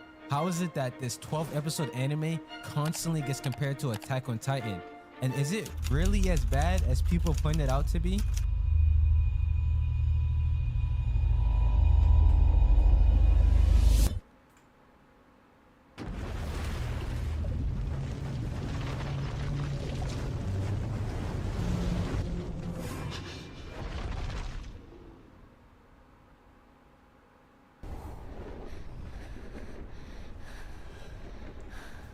It's been a second. During the Industrial Revolution of the Samurai. It's been a second since I watched this. I don't see how it compares to Attack on Titan though. Like I might need a refresher. Age, a mysterious virus surfaced, transforming humans into flesh-eating monsters named Kabane. These monsters rip through the skin and tear through the bones of others, bearing a perpetual appetite. Hosting various forms of mutation, these monsters can dual-wield katanas, blast energy beams from their mouth, and are honestly freaks. Like, damn. Yeah, that brother's starving.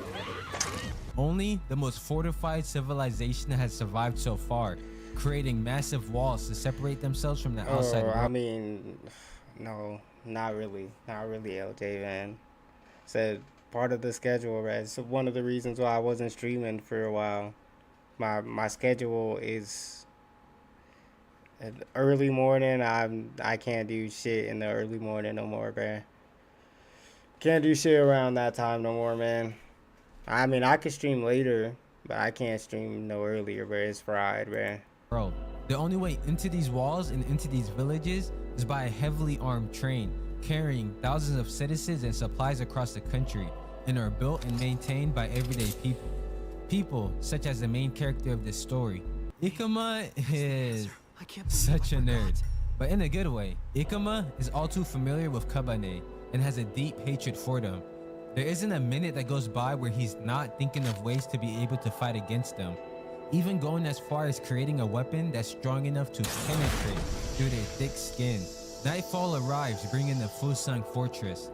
Something feels off. Their speed is increasing, showing no signs of it slowing down. Hey, are they supposed to be moving that fast? Raise the bridge! They're not slowing down.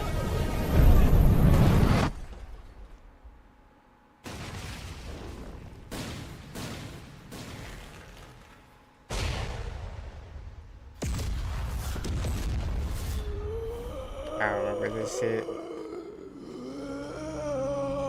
Panic and distress emerges, causing many to run in fear. Our main character, on the other hand, has been waiting for this day. The guy is a literal crackhead. He purposely slashes his hand to attract one of the zombies, just to test out the gun he made. How does he do this? By sitting in the shed and camping. Do it! Come on, kill me! I'm here! Help! Help!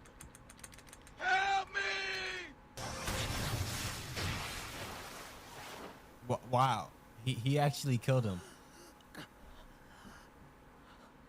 With my own piercing gun! And my stream just clicked itself? Okay. My stream just clicked itself?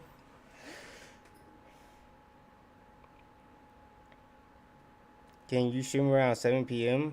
I might start streaming like later. I might try to do some late night streams, like 9 p.m. to like 1 or something. We'll see. Every citizen, including the MC and his friends, runs to the train as a way to get out of the town. Now, carrying a ton of citizens and headed to the capital, you can probably guess the direction the story is headed. Kabanari of the Iron Fortress has a simple premise and doesn't really have much going on, but what it lacks in a compelling or hyper-detailed narrative is made up with an entertaining cast of characters. You got Takumi, who's probably the only one in the show who's realistic, the American with horrible English, the swordsman who's stuck in the friend zone, and the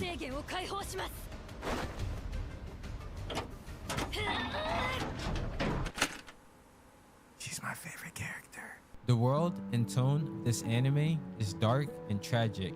From episode 1, you're able to see that at any given moment, anyone can turn into a kabane. Children, women, soldiers, doesn't bat an eye at the most minuscule risk that one may have been bitten. When outside fortresses enter a village, thorough inspections is held, making sure one isn't hiding a bite mark.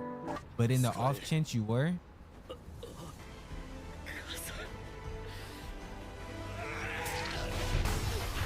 damn. Everyone is prepared to kill themselves no matter the age or circumstance. Death is something that's constantly happening within the show, but it never gets any easier.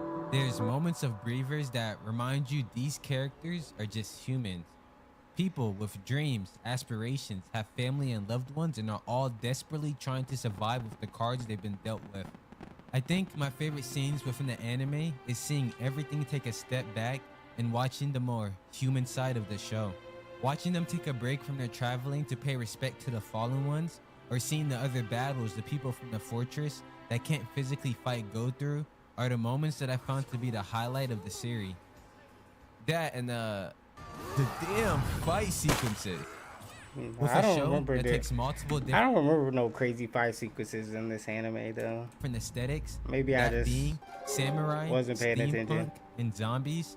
This gave the animators free reign on the insane gadgets and weapons used within the anime. You got steampunk bow and arrows, a katana that's encased with kabane heart, steam rifles, jet pistol, superhumans. Like, look at this. This is cool. The use of 3D camera to put emphasis on the slash or the different predicaments they find themselves in, requiring quick thinking to get out, is done so nicely. This anime is genuinely good. Up until they introduced this character. Watch about this much of the anime? Anything after episode 6? I don't know. Cover your eyes. Going back to this anime almost a decade later, I find myself asking one question. Where does the comparison of Attack on Titan come from? I mean, there are some glaring resemblances in a few areas. The people living inside of walls, the MC winning revenge against man-eating monsters, and the opening really resembles that of AOT. In doing a little research outside of me already knowing the studio that animated this series, I learned that a lot of the crew that worked on Attack on Titan also worked on this anime. Kyoji Asano was a character designer for both Attack on Titan and Community of the Iron Fortress.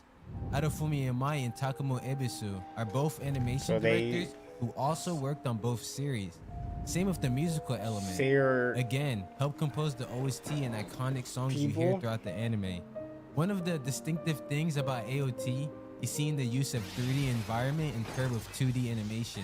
Attack on Titan does this a lot in fight sequences and just showing off how EDM gears isn't all too rare in today's anime.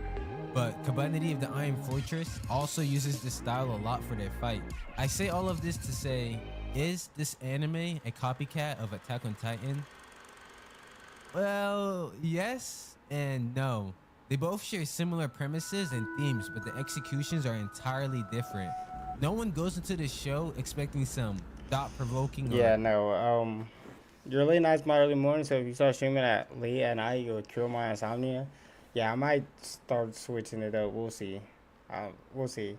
Because, like, you know, there's gonna be days where I can't stream fucking anime-related shit. So maybe I want to do like some late night gaming. I've been thinking. So we'll see. We'll see. But time will tell, bro. Time will tell. Mind-questioning narrative, or at least I hope so.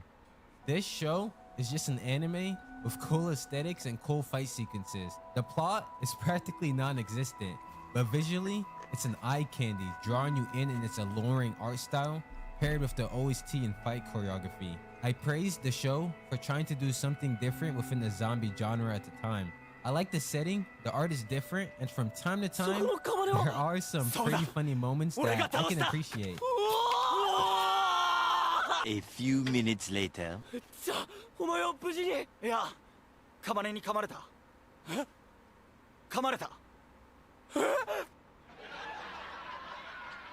Is this show a must-watch? Hell no. But I'm sure if you've never seen it, you can find some sort of amusement from it. Thanks for watching. Check out my other videos if you're interested. And until next time, I'll catch you in the next video.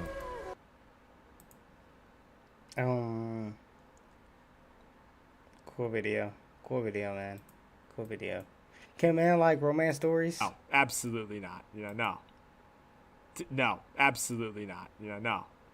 That's what society's been telling us men for decades about romance, you know? No, that's not for you. You aren't allowed to have it. It's not yours, and if you take it... Yeah, too bad that I don't listen to society, bro. I've been watching romance animes for a long time, bro. You're a loser. All these things have been said to us. So, you know, no straight man trying to be taken seriously in life has an easy time admitting that romance stories are anywhere near one of their favorite things. It's honestly easier for some of these men to admit to felony crimes than for them to admit they actually like this romance story they swear they're into for some other reason. Damn, that's crazy, bro. I really gotta be like one of a kind, bro, because like I really like niggas knew that shit ASAP, bro. I was not hiding it.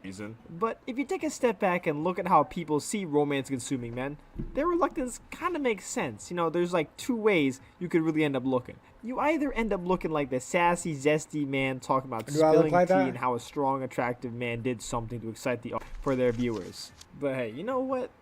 I don't think you're either of those people. Not really. You know, I get this stereotype, I'm not either one of those. but I just have a little more faith in all of us than saying that we are all just those two categories. Now, I can't tell you why you like romance because I'm not in the room with you. Shit, I don't even know if the video's title even applies to you. You actually might just be in it because the concept is foreign and alien to you, and the act of romantic pursuit is much like watching dolphins at SeaWorld or something. Or you might even stealthily be one of the two categories of romance men I mentioned earlier. I'm not really here to judge either way. That's between you, your... Bro, my bitrate just got cooked, bruh.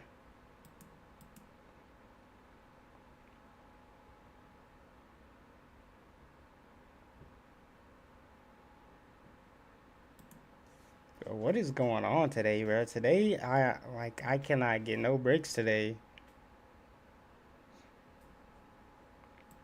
Reading history and whatever god you may or may not believe in. But the issue is, I feel like a lot of you don't like being ridiculed for what you do in your spare time. And if you play your cards wrong, divulging your critical info that you like romantic stories, that's where you could land in people's heads. So what do you do when you want to talk about it? Well, there's always the option of just never talking about yours and keeping it bottled up until the end of your lifetime. You can vault your secret love story opinions behind an anonymous letterbox account accessed strictly through a proxy server in Vietnam. Now, just a side note, proxy server, unsponsored. I don't got a sponsor yet, but any VPN ad out there listening, please sponsor me. I really need a new microphone. But if we're being real, you're probably too lazy to do all that bullshit just to talk about your love stories. But also, you just need to let it out to somebody. It's just human nature. We're blabbermouths, and especially if you got romantic tendencies, I know you love gossip. I know you probably want to recommend these love stories to somebody. You know that they'll love it and think it's... Alright, I don't even know what this guy's chatting about anymore. How have you been? You seem to be very busy lately. Is being an adult catching up to you or something? Bro, being an adult has caught up to me for a long time, bro. Shit is hey, man. Hey, one day, you know, like, shit's going good. The next day, you know, you got shit to get through. But I mean, like, my motto, I'm not gonna say my motto, but I just like to say, like, you know, I can't complain, bro. Like, you know, there's people that are in horrible situations out there, and I'm not in one of them. Like, have I been getting cooked recently? Yes, I've been getting absolutely baked, like, absolutely fried. Life is frying my shit right now, but it is okay. It's okay. I cannot complain. You know, it's nothing, you know, all I can do is lock in and do what I can do, and hopefully things switch up, but I can't complain though, LJ. I really can't. It's 10 out of 10. Peak Fiction, Raw, Gokino, whatever the fuck. But there's one problem with that, you know. Disclosing how you know a random deep cut with about 20k people that watch it could potentially be devastating to your reputation if you don't get the proper prerequisites out there. It's embarrassing to recommend romantic stuff to anybody if you're still dealing with that stigma, even though you're not that. So, what are you? Well, actually, that's the first step to not looking like a social anomaly. Alright, I don't know what this guy's chatting about. I really don't know what this guy's chatting about. I like, this video's 5 minutes and yeah, you lost me already. Look, if you have a problem telling people that you like romance animes, then bro, you gotta stop caring what people think about you, bro. You gotta lock in, bro. You gotta stop caring how people see you, bro. It's that simple. It's dead ass that simple, bro. You gotta stop caring. Bro. Y'all will get on the internet, y'all will say crazy things, but y'all don't care how people see you when you type those crazy ass tweets on Twitter, but you care how people think about you when you tell them that romance anime is good. I don't know. Weird. I don't know.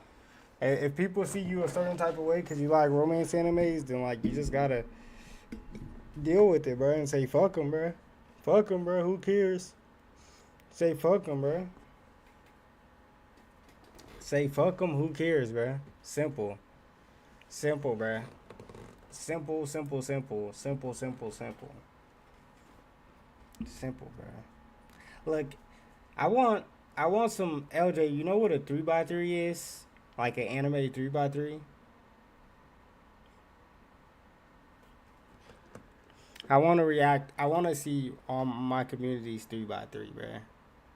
I'm probably gonna make one too. I might ask the Discord. I might put in the Discord that I want people to make their 3x3s. I want to see it.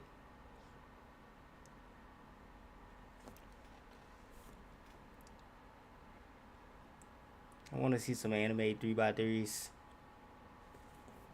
Nah, man, can you explain?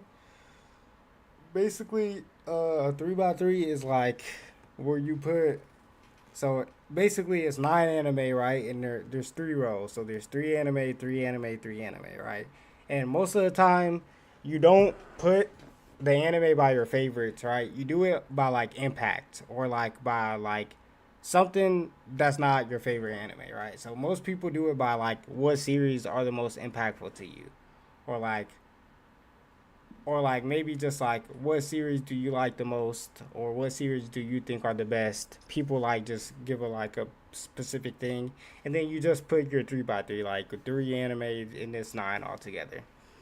So it's kind of different than like a top 10 because there's no particular order. You don't have them listed out like this one's my favorite, then there's this one, then there's this one. No, it's just like 9 anime that fit the box.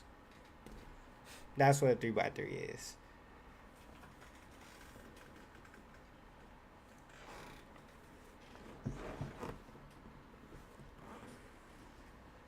That's what a 3x3 is, man. So I might ask the Discord and see if I can get a couple and see what you guys are talking about. I want to see some of y'all opinions.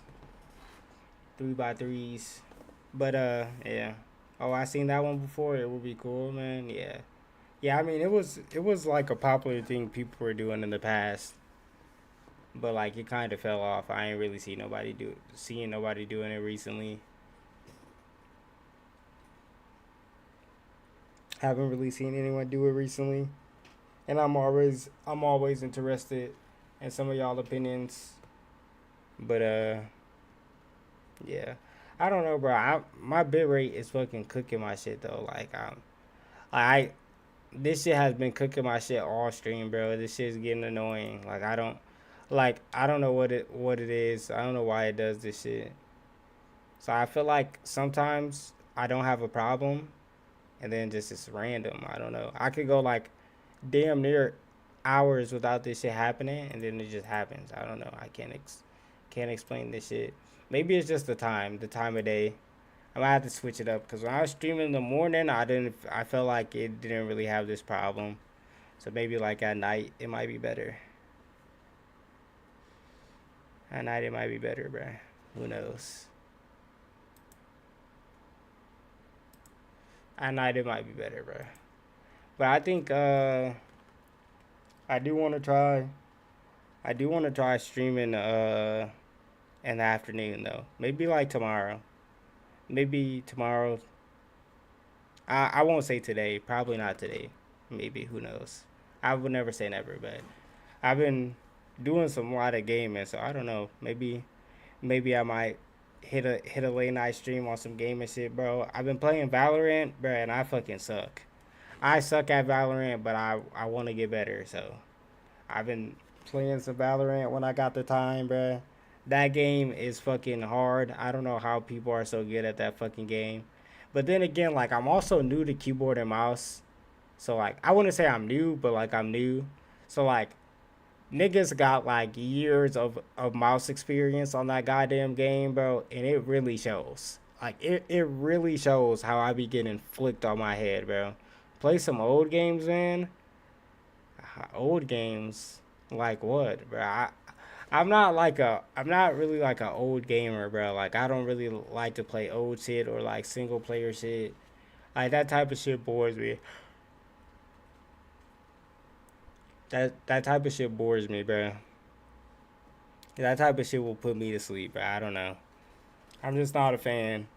Like most of the time, like the games that I have the most fun with is like co-op games or like just multiplayer games. Those are the games that I typically tend to have the most fun playing, bro.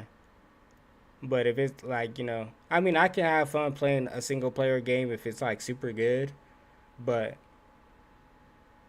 for the general consensus, like, yeah, you like PUBG or Escape from Tarkov? I never played Escape from Tarkov, and PUBG is dirt. I don't like PUBG, bro.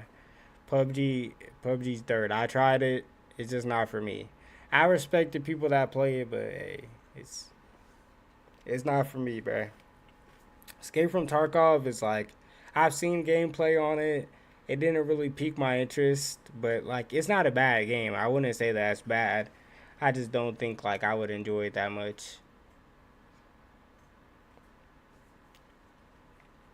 I don't think I would enjoy it that much though. But it's definitely cool though. Like it's a cool game. It's a cool game for sure.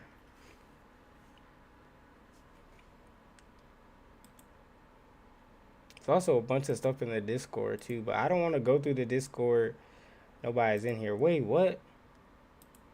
What happened to my Discord, bro?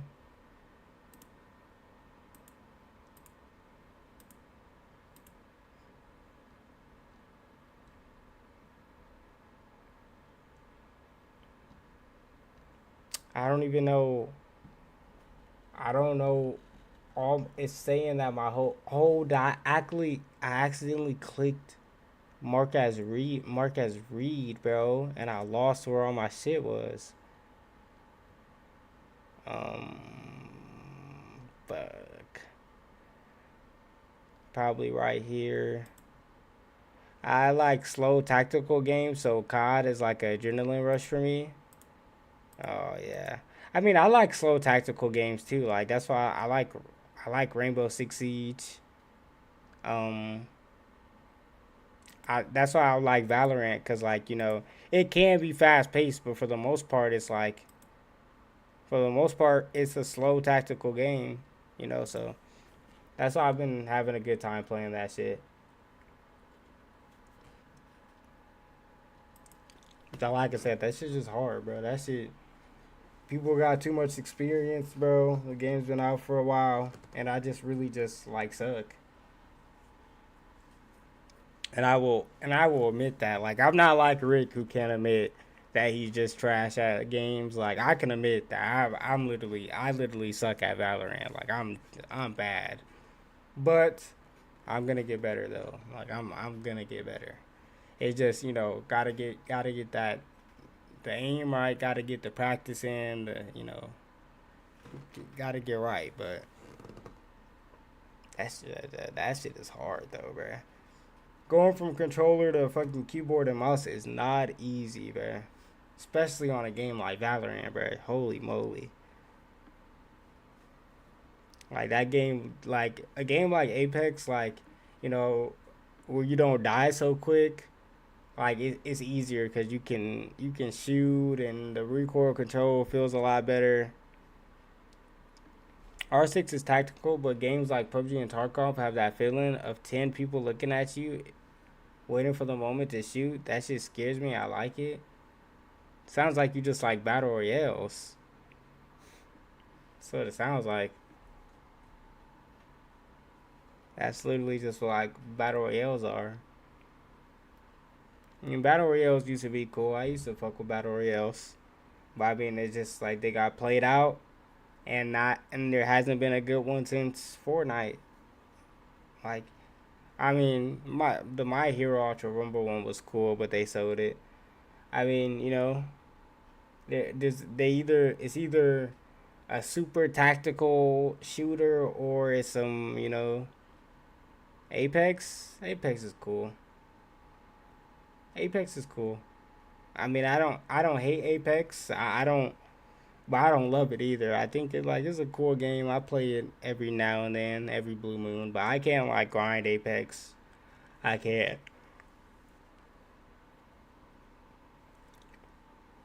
Yeah, me and my friend, we tried to play that hoe, play some ranked, bro. Our teammates were just ass, and like it was just, boy, it was a time, bro. We played it for like 2 days and then haven't played it in a second, bro.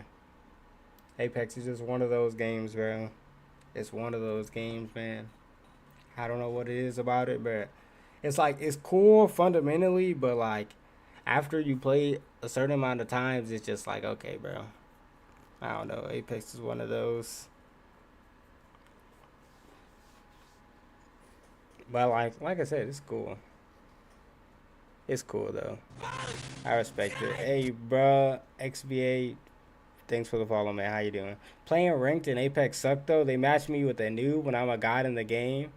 Bro, yes, bro. I don't know why. Like, Apex is so weird. I don't like the ranking. It's because that garbage ass ranking system. I see Prison School on screen. Yeah. We're about to watch this video. I was just talking with the chat. We're about to react to this. Look, we don't know what it's going to entail, but we're going to find out soon. But yeah, I don't know why though in Apex, I dead ass don't know why in Apex they do that shit. Like, you will be playing and like you will get straight dog water teammates. I don't know what it is about the matchmaking in Apex, but they do that shit all the time, bro. It's ridiculous, bro. Like you'll be in gold. It doesn't matter what rank you're in, bro. I swear it doesn't matter. It doesn't matter if you're in bronze, silver, gold, plat, diamond, master. You're gonna get the worst nigga in that rank, bro. I don't know how they do it, bro. It really needs to be studied. It needs to be studied, bro. Honestly, bro, that shit is ridiculous. It's like you're dead ass. How you doing, man? I'm doing good, bro. I can't complain. How about you? How you doing, bro? But yeah, it's like it forces you to play like a 3-man stack on that game, bro. Like it's ridiculous. They dead ass force you to play 3-man stack. And if you don't, bro, you're not gonna enjoy your time, bro. You're not gonna enjoy it at all. Shit's wild. I'm doing good, just watching anime. What you currently watching, man? What shows are you currently watching? What anime do you got currently on your list right now? Let me know. Let me know.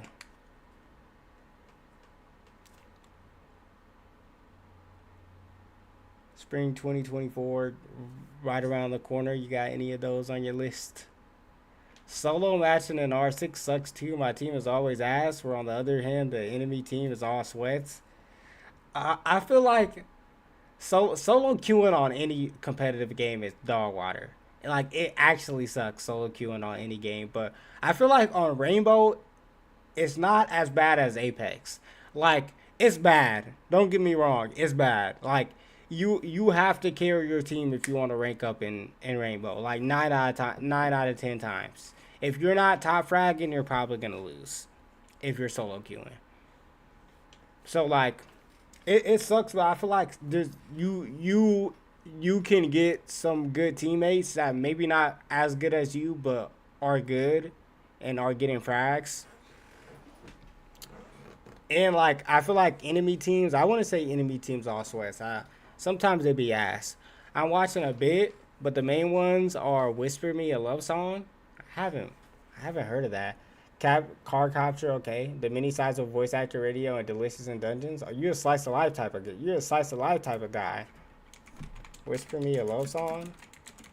Like I like to think I'm a romance person. So the romance, going under the radar for me, like, what is this? Oh, is this the Yuri one? Oh, bro, I've been planning on watching this. This the Yuri anime? Yeah, bro, I'm tapping in.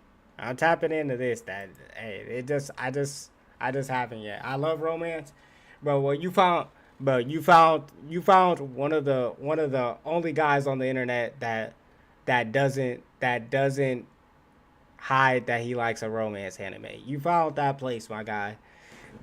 I'm that guy, bro. You just missed it. We were just watching a video on why men can't watch why men can't like romance, bro. We were just watching a video on romance, like a romance anime too, bro. Love my romance anime, bro. Can talk about that shit all day. Look, see, can man like romance stories? We were just watching it. I play Thermite and Doc most of the time, so I think usually I'm very important player on the team. Yeah, bro. I wouldn't say Doc not so much, but Thermite, if you're playing Hard Breach, you're literally the most important person on the team. So, like, if you die, you kind of fry your team 9 times out of 10. So, like, you gotta figure out, you gotta try to carry your team if you're playing Thermite or Ace or any type of Hard Breacher. It's a lot to put on your shoulders, but you're like the head of the team, bro. Like, you gotta call the shots, you gotta call the pushes. You watch Bloom Into You. I watched that shit recently, and it's my 5th ever 10 out of 10. Bloom Into You?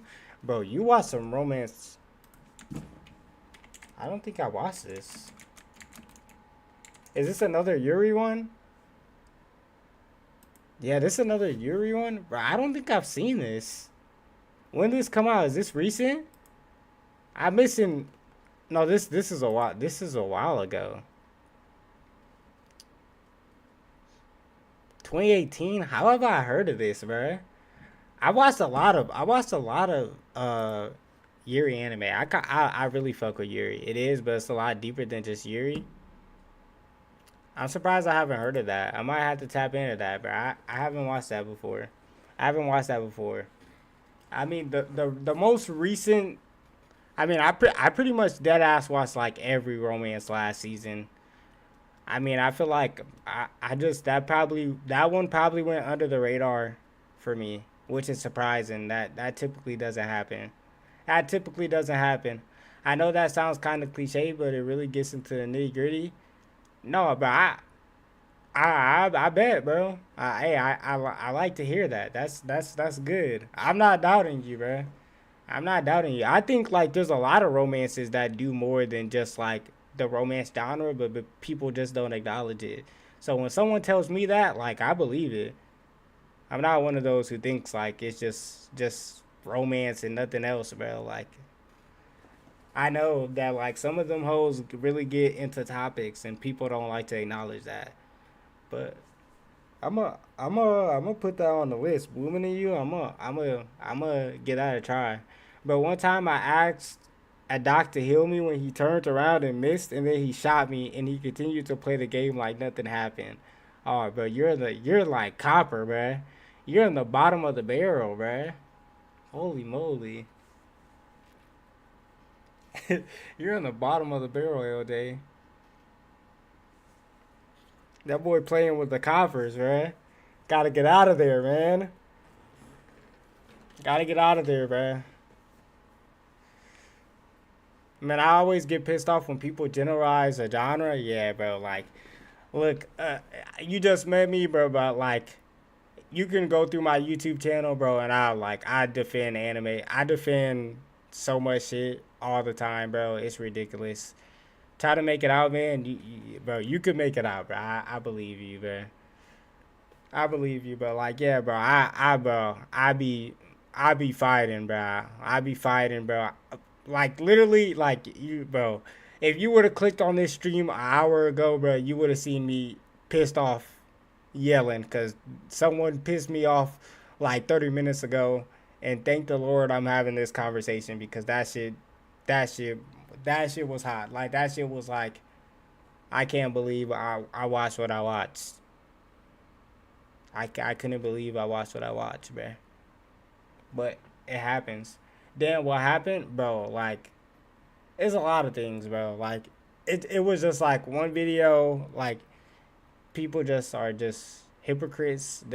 People, like, anime YouTube, it's a lot of hypocritical stuff on anime YouTube. So someone will make a video talking about this and then do the exact same thing that their video is talking about. And but like hypocrites are like my pet peeve. So hypocritical content will automatically just get on my nerves like immediately. Me personally, I think Ying is the best op in the game, but yeah, she's easily one of the best ops in the game. Yeah, there's literally like nothing you can do. Like there's counters for her, but she's just fucking broken. She's a broke bitch. She's a broke bitch. That is what she is. And then she's a broke bitch that barely gets banned because people think that Jackal is more of a threat. What's your list, by the way? I'm gonna check it out. Maybe I'll see a romance I'll take interest in. Let me link you a video. I have a top 10 video list on my YouTube channel. Bro. I don't remember it off the top of my head, bro, but if you wanna, you can cruise through this and watch it if you want to. You don't got to, but that's my top 10. It's really like a top 15. It's really like a top 15. Oh, you don't got no Annie list? Nah, bro. I don't like to use my anime list like that. I don't really use my anime list like that. I respect it. Like, I think it's a good website, but I don't use it like that.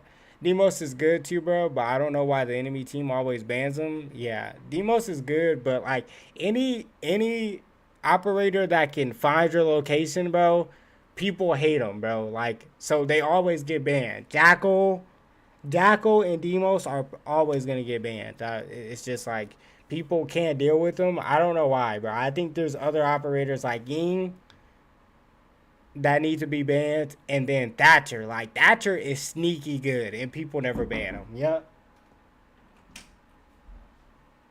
Yes, sir. Your boy streaming. What's up, man? Yeah, stream on, man. But yeah, but like I said, Thatcher's sneaky good, and people they don't ban him, bro. It's crazy. They just let that nigga, like on certain maps he's actually a problem, bro. He's actually a problem, and he doesn't get banned. I don't know why. Have you watched Romantic Killer, bro?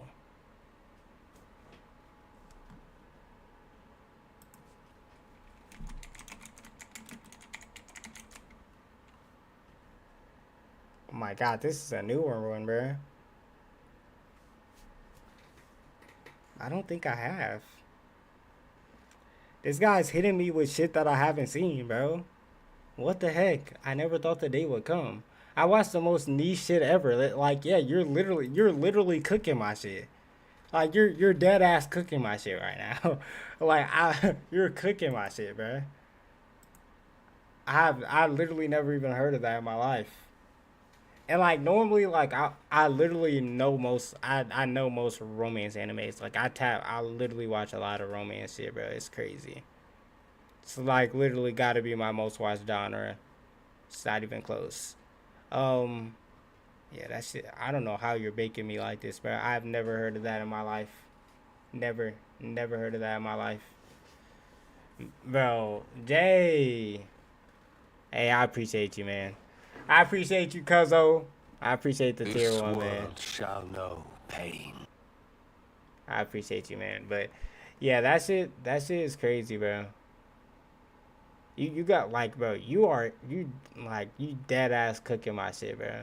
Let me cook you with another one. Or you know, what the fuck is this?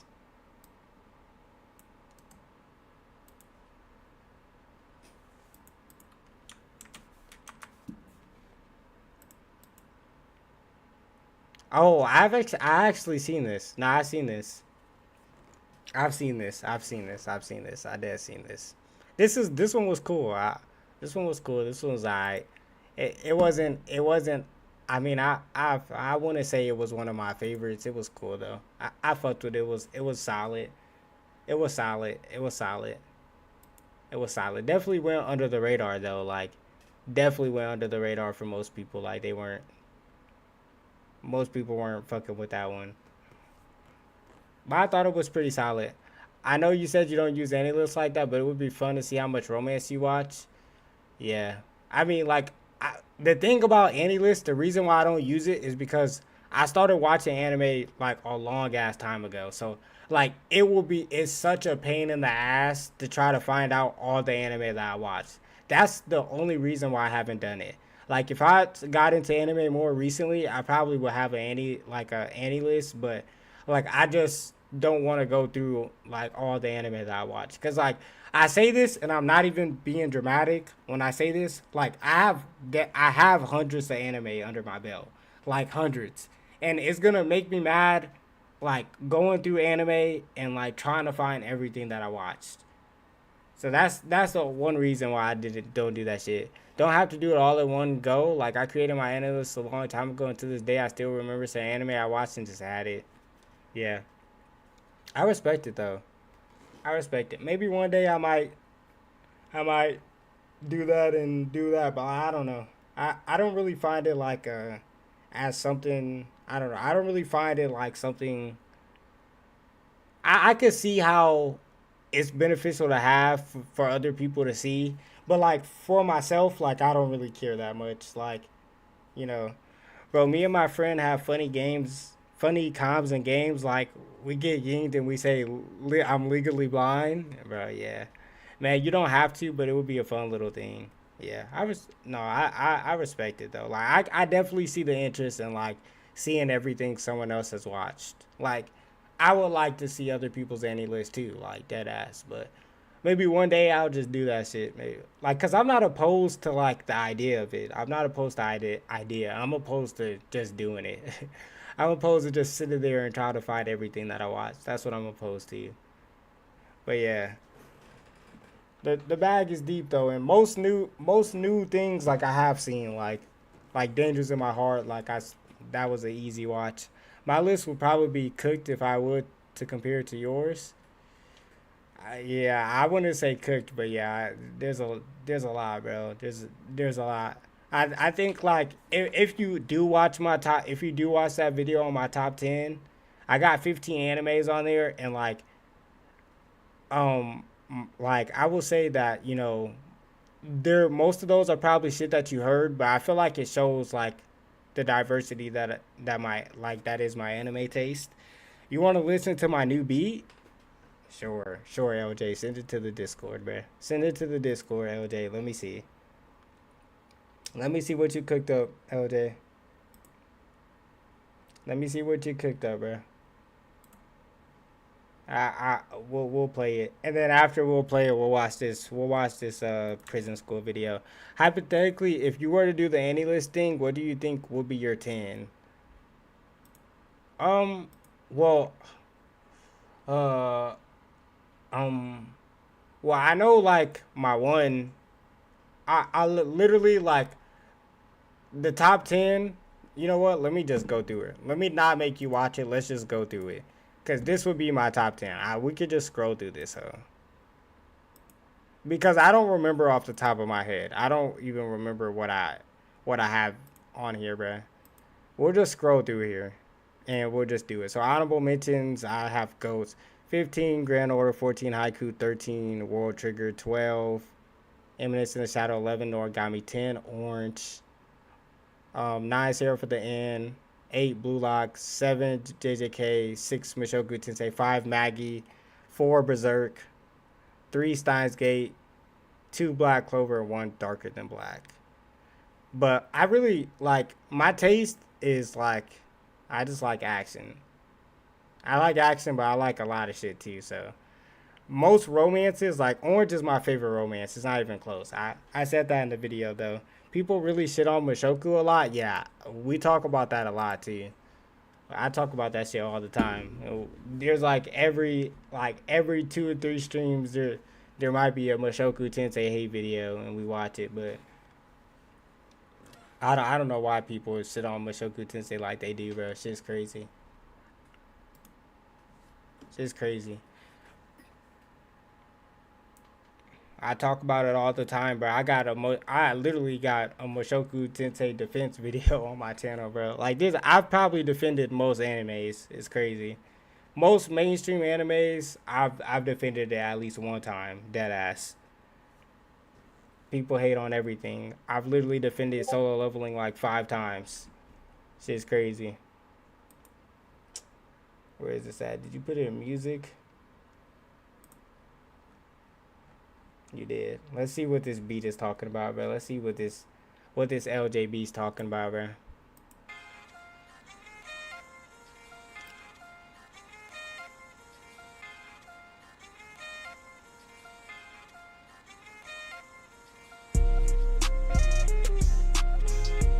Okay.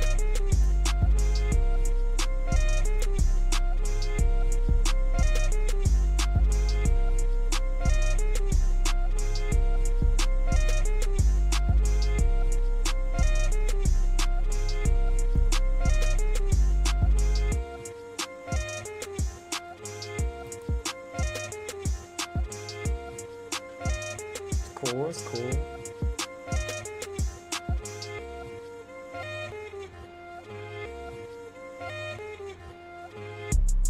Ooh, I like that switch up.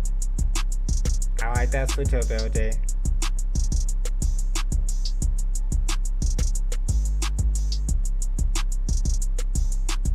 Nah, I fuck with this.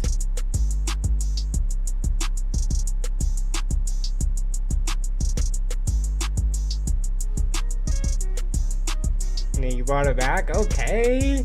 Nah, you cooked with that one, LJ. You cooked with that one. You cooked with that one. You cooked with that one, bro. I fuck with that one. You cooked with that one, bro. You cooked with that one. My top 5 is A Silent Voice, I Wanna Eat Your Pancreas, Bloom Into You, Romantic Killer, and Violet Evergarden. Yeah. I've seen all of those except for Romantic Killer. But like, that's the thing though. Like, I love romances, and I mean, romances are cool, but I think like in terms of anime, most of them probably can't touch top 10 for me. But I love them though. Like, it's literally, romance is my favorite genre, and like it doesn't even compare to half of the other shit. But that's a good top 5 though. It's a good top 5. Silent Voice is literally one of a kind romance movie. I don't think we'll ever see another romance movie like a Silent Voice. Elite. I Want to Eat Your Pancreas is good too. Have you seen Orange? Bro, or like I know a lot of people don't really like, they don't put Orange to a high regard, but I think Orange is like so much better than people make it out to be. It's literally one of my favorite romances. Maybe it's just like I got bias for it. Oh, you haven't seen Orange? Oh, you gotta tap in, bruh. You gotta tap in, bruh. Don't let my expectation change how you see the anime. Don't go into it thinking that, didn't even know it existed until now. Oh, look, scratch everything I said. You just know Orange exists. Don't let my expectations change the feeling of Orange for you, bro. Please don't let my opinion change it. Kizzy, thanks for the follow, man. How you doing? Do not allow my opinion to change how you feel about when you watch it, bro. Please don't allow it. But like, bro, I'm not even gonna talk highly about it because I don't want you to go into it thinking it's the best thing ever. I don't want that to happen. I don't want, just give it a shot though. Just give it a shot, bro. I think it is great. I think it's a very good romance anime. I think it's very good. No problem. It's all good. I'm good, bro.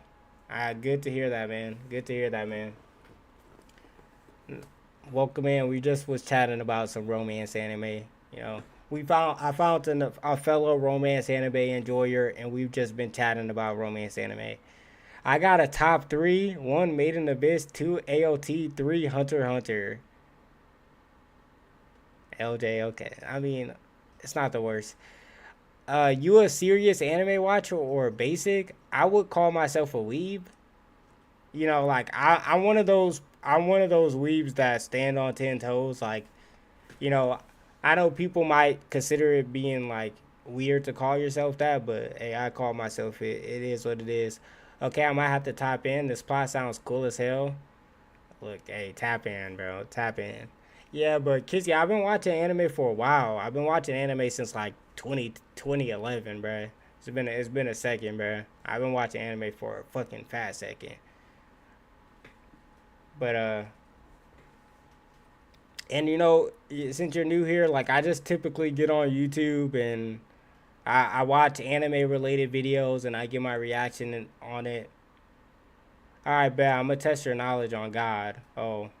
Don't test me with like fucking character names and shit, cause I suck with character names and my memory's ass. My memory is dog water.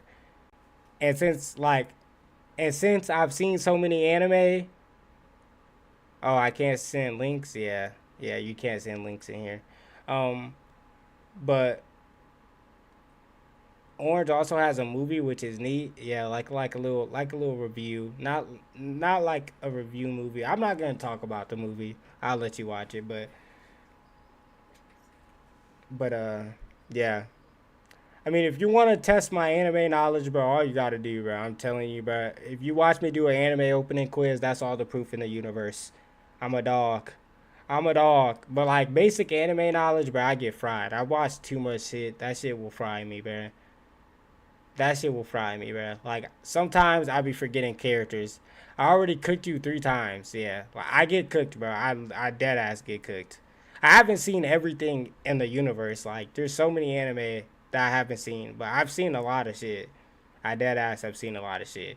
It's like, there's no way that I can see everything ever. So, and there's shit that comes out in a season, and I just literally just don't watch it. But like I watch most shit that comes out in the season. Like most of the time, if you point out like 10 anime, I've probably seen at least half of them. Like if you point out 10 random anime, I've probably seen half of them, or I've heard of it at least. since 2011, you're verified for real though. Same here. I watch over 200 animes, and like, I can only remember some by picture, bro. I'm the same way. Like, bruh sent in like 3 animes, and I was like, I never heard of these. And then I Google search one, and I seen the picture, and I was like, okay, I seen that one. It's just when you see so much shit, it's just like characters fry you. Like, you might see a character, and you might know everything about the character. You could give his whole backstory, but you will not remember his name. At least that's how it is for me. Usually the thing that I recently watched become one of my favorite, but Made in Abyss hit me too deep, so it always has been my fave. I respect it. Made in Abyss got a lot of controversy around it, though. I mean, pointless controversy. I don't see why it has the controversy that it has, but it does. Type Horizon is in the middle of nowhere. OP. Yeah, that shit. It's wild, bro. It's wild, but yeah, I mean, you know, I think it's valid to want to know how much people have seen and how much they know. It's a valid thing to want to know. So there's nothing wrong with it, bro. There's nothing wrong with it, but it's been like, I've been rambling for like 20 minutes, so let's actually watch this video on Prison School. This is the most filthy anime of all time. Oh, I don't think so. Prison School is bad, but it's not the best. Have you watched Wotakai? Yes, I have. I have watched Wotakai, Wotakoi, whatever that host called. I have watched it though. I have seen it. Dude, you're drinking. Oh! What the? Okay, this is loud. The lewdness and outrageous nature of this show are legendary, and you know what? This anime actually changed my life. I went on a journey to find the lewdest anime of all time, just for science, of course. I watched so many ecchi. Oh, he went into the abyss of ecchi anime. I love to hear, but I was once here. I'm not gonna say we all have been here, but many of us anime fans, we've all been here.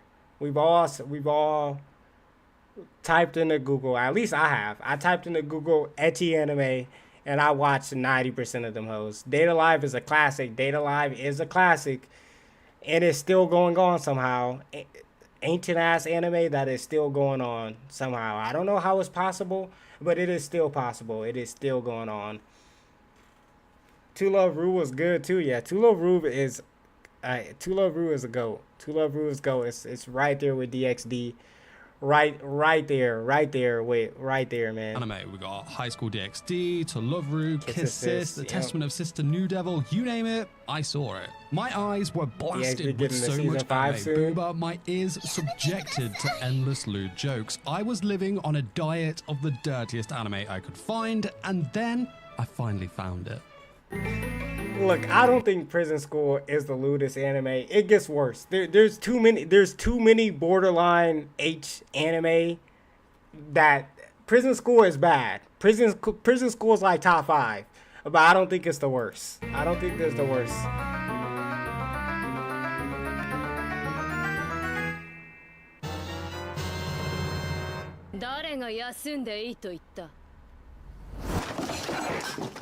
This one show changed me, man. I went into this anime a boy and emerged from it a man. I had found peak. I had found Prison School. Prison School was different. It wasn't just an action series with fan service thrown in or a comedy anime that just threw in some ecchi scenes. The lewd and ecchi nature of Prison School was its entire plot. Every single thing in this series is about boobs, butts, and... Bro, but like, what's that one? There's like one like called Shinomota or something like that. Bro, it's really like Prison School, bro. Let me find it. Shimimota or something like this. Yes, here it is. This one is just like Prison School, bro. If you've seen it, you know. Like, the whole show is dead ass about lewd jokes. It's just the whole show. There you go. You know what I'm talking about. The whole show is just like lewd jokes the entire time, bro. all kinds like of Prison naughty School. stuff, and it's all done in the most extreme way I watched, imaginable. I watched it too. It's crazy. Only a few people can handle what Prison School has to offer, and if you are one of them, then my friend, I salute you. So let's talk premise, because this one is a banger. Just outside Tokyo, there's a fancy school called Hachimitsu Private Academy. It's only for girls. That's and actually in my bookmark. I'm due to watch that soon. You're in for an experience. That's all I'm gonna say. strict. But things In for are about to experience. change. Now, boys can go to this school. And at the start of the school year, only 5 boys get in, which gives us a ratio of 200 girls for every 1 boy. And I know you're thinking, oh, how original. And yeah, this every boy's wet dream setting is a typical trope for an ecchi show, but I promise you this is the first and last of the classic cliches. There are no harems, no dumbass protagonists, and no token lollies. These lucky lads are Kiyoshi, Gokuto, Shingo, Andre, and Joe. And we'll get onto art style later, but what the F is Andre's character design? I mean, this guy either relentlessly smashed himself in the face with an ugly stick, was raised in an area with high radiation, or has parents that are all sorts of related, because he is one ugly mother. So try as they may, the lads don't get a chance to say hi to the girls before they're ignored. Since they can't talk to the girls, they set out on a devious mission. Yes, peeping on the girls in the bathroom. And I gotta say, this whole scene is true peak. I've never laughed so damn hard, and it sets I wouldn't say true peak. It's a good scene though. It's good. the entire tone of the series perfectly. This mission, unsurprisingly, ends in total failure as the lads are caught by the infamous Underground Student Council, who take the boys' freedom from them by throwing them in the school's prison with a month's sentence as punishment. And this is where the true story begins, the tale of the boys' harsh life in prison, where friendship and brotherhood are tested to the max. This prison is pervertedly brutal. They are beaten dominatrix style, spat on, and treated like... I'm not gonna lie, I think like Prison School might have ruined like dominatrix for me. Like I never want to see a dominatrix in my life. I never want to experience any type of dominatrix experience in my life, and it's probably because of Prison School. Complete trash, but in reality, this is heaven for some of the lads. And I admit that I myself am a bit of a hopeless degenerate. I'm not against being stepped on from time to time, but... Okay, so he's one of those guys that we see in the convention begging girls to step on him. He's one of those. You know, it's okay. It's not me. There's nothing wrong with that, by the way. If you like to be stepped on, I'm just pointing it out. Just pointing it out. Levels, man. Some of the that goes down in these episodes, mate, that completely break me. Now, one of the things I loved the most about this filth was the bunch of misfits that you follow through the series. These boys are the weirdest group you'll come across, but they're real. This squad ain't cool, ain't popular, they're losers, but they're still your boys, man. Kyoshi is the main character in the series, and though he simps for the cute girl, he steps up when it counts and drops pure riz when his back is up against the wall. Of the 5 lads, he is the one who keeps his desires under control, but he has that fire in him to do the most shocking things, and when he does, it's the most outrageous and legendary that I have ever seen, especially when it involves Hana, but don't worry, we will get to her in a bit, trust. So basically with Kyoshi, he does everything for Chio, that girl that he likes. He'll dress like a girl, do crazy things to get out of trouble, and even gave up his first kiss just to stay in the same school as her. And you can't help but admire him, man. Then you've got Gokuto, and honestly, this guy turned out to be way more legendary than I first thought. He's the brains of the group, you know, when there's a plan to be made, Gokuto is the one to do it. And I'll admit, some of the best moments in the series involve this guy. He is your proper ride or die dude, and will put everything on the line. I'm not gonna say like, I will say like, because it's been a second since I watched this. It's been a long time. But I will say, like, I feel like most of the cast are forgettable. Like, I don't even really remember what he did in most of this anime. Like, I really don't. Line for his bros, and trust me, everything, bro. Now, the other lads are cool and definitely have their moments. I'm sure they're fleshed out way more in the manga, but in the anime, Kyoshi and Gakuto are the ones that steal the show. We, of course, have to talk about the girls in the Underground Student Council. They're what you're here for, right? The most eye-catching one is Vice President Mako, the poster girl for Prison School, and you can't miss her, especially because Yes, you can. well, I was gonna say that she's like the queen of fan service, but honestly, this anime laughs in the face of fan service. In fact, all fan service you have seen until this anime, well, it's basically the equivalent of cute drawings of anime girls. Because when this chick is around, bruh, you see everything. Literally. Now, I can't believe I'm going to admit this to you, and I'm sure I'm going to get judged harshly for this, but I actually best girled Hana in this anime. My disappointment is immeasurable. And my day is... I don't even remember the girls like that, so I can't even get mad at this. I don't even remember them that crazy. I can't. I know. She's super aggressive and gets mad a lot, but there's something about her that I just really like. Maybe it's because she's so innocent when it comes to all the lewd stuff that happens with Kyoshi. It's like she's different around him, and I think that's cool. And I gotta say, you know, even though Hana's not as flashy as Mako, and I do like the boob bump, I just found it hot when she was mad angry, and just as hot when she was flustered and embarrassed. What's wrong with me? Now, I do know that she is voiced in the dub by Alexis Tipton, who also voices Kurumi Tokisaki in Data Live. Those familiar with me and the channel will know that I am among the biggest Kurumi simps in the entire world, so maybe that's why I'm into Hana too. So what gives Prison School the title of the lewdest anime of like all? You gave it the title of the lewdest anime because it's not. It's not though. Time. Well, I mean, Prison School is super lewd, like top tier lewd. Everything about it screams lewdness. The story, yeah, lewd. The characters, totally lewd. Even the jokes, you guessed it, lewd. This anime doesn't shy away from being naughty. It's all about celebrating the ecchi side of things. Instead of just adding a bit of fan service here and there, Prison School dives headfirst straight into the lewdness. It explores all the dirty stuff, from the sexy bits to the super gross stuff. And let me tell you, it's a masterpiece in this category. This anime doesn't give you a chance to catch your breath. It's full on ecchi from start to finish, and it will change you. Trust me on that. Masterpiece? I don't know about masterpiece. It's good though. Very good. I don't know about masterpiece. And let me tell you, mate, the art in both the anime and manga, ooh, amazing. Not just the naughty stuff, but the extreme detail in the funny faces make the comedy hit like a freaking volcano straight to your face. I feel like a really wild, ecchi anime needs to surprise you. It needs to make you shocked that an anime can't actually get away with airing this. It needs to make you question if you're actually watching a H anime. And it definitely needs to make you check that you've got your browser history locked. Kinda just like this anime did, so make sure you check. Look, I will say, like, look, Prison School is bad, but there is way worse. There's way worse. You just haven't seen. There's way worse. There's way worse. There's way worse, bro.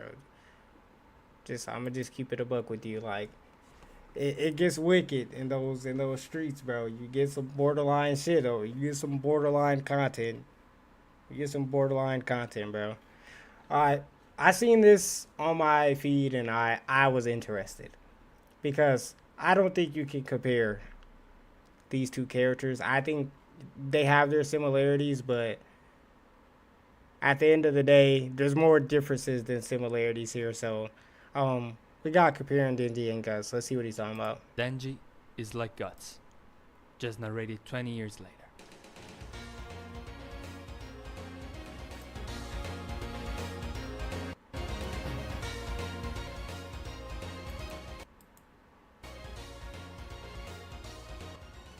Today, we are going to compare two of my favorite characters of all times. Berserk's protagonist Guts and Chainsaw Man's one, Denji. Because I think that there are so many similarities between the two of them, and that Denji, in some way, can be even considered a virtual heir of Guts, of his story and his path of growth. So, first of all, quick introduction to the two of them. Well, let me just say,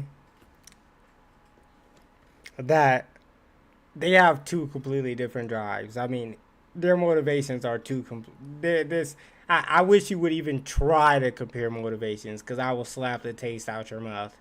Their motivations are two very separately, very differently, not even close to the same.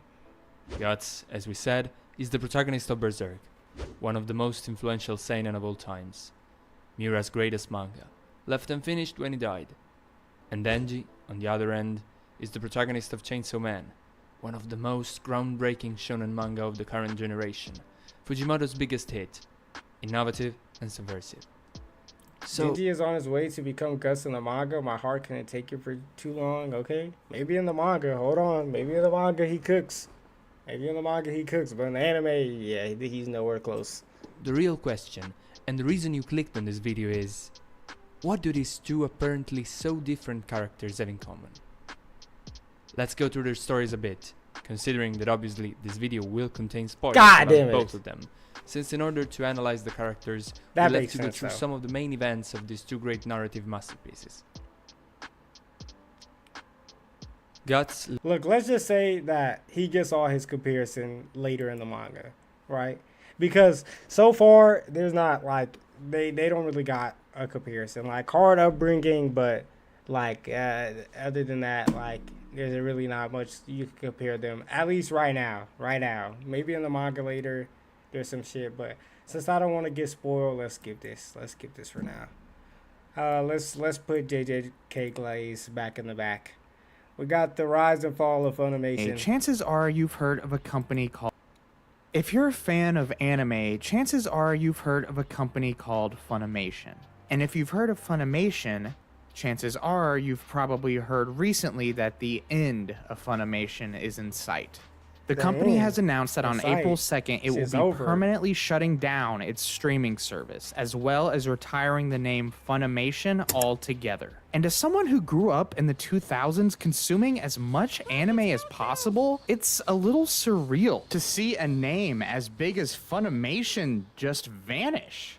But let's say that you don't watch anime, or you're just now getting into it, or maybe you don't really keep up to date with the behind the scenes of how your favorite shows are brought to you, and you have no idea what a Funimation is. Essentially, Funimation is a company dedicated to the licensing Funimation! You should be watching, head ass. You know how many times I heard that shit growing up? I heard that shit all the time. Funimation, you should be watching. And localization of anime in the western part of the world. This includes physical media like DVDs and Blu-rays, streaming services like the Funimation app, and of course, English language production, having created numerous legendary English dubs for shows like Yu Yu Hakusho, Full Metal Alchemist, and Fruits Basket. The company has stood as a titan in the western anime industry for decades at this point, but this wasn't always the case.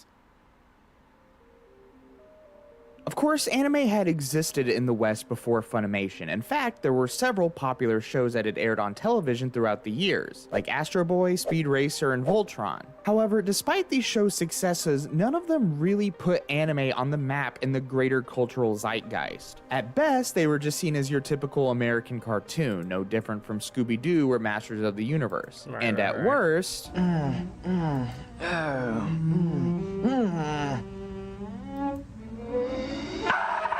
they were seen as weird. Awful English dubs aside, there was also the issue of the massive cultural dissonance between America and Japan. You have to understand, in these days, the internet didn't exist, meaning that the world in a sense still had barriers all around it. A wide audience of American viewers hadn't been exposed to Japanese culture, meaning that many of these shows would come off as a hard sell for an English-speaking audience. To mitigate this, many anime that were imported to America would be drastically changed to be less jarring to an American audience. This is why many anime from this time were not seen as anime, but simply American cartoons. And this, combined with a general lack of interest in the US market from Japanese studios, meant that any exposure and growth for anime would stagnate for the foreseeable future.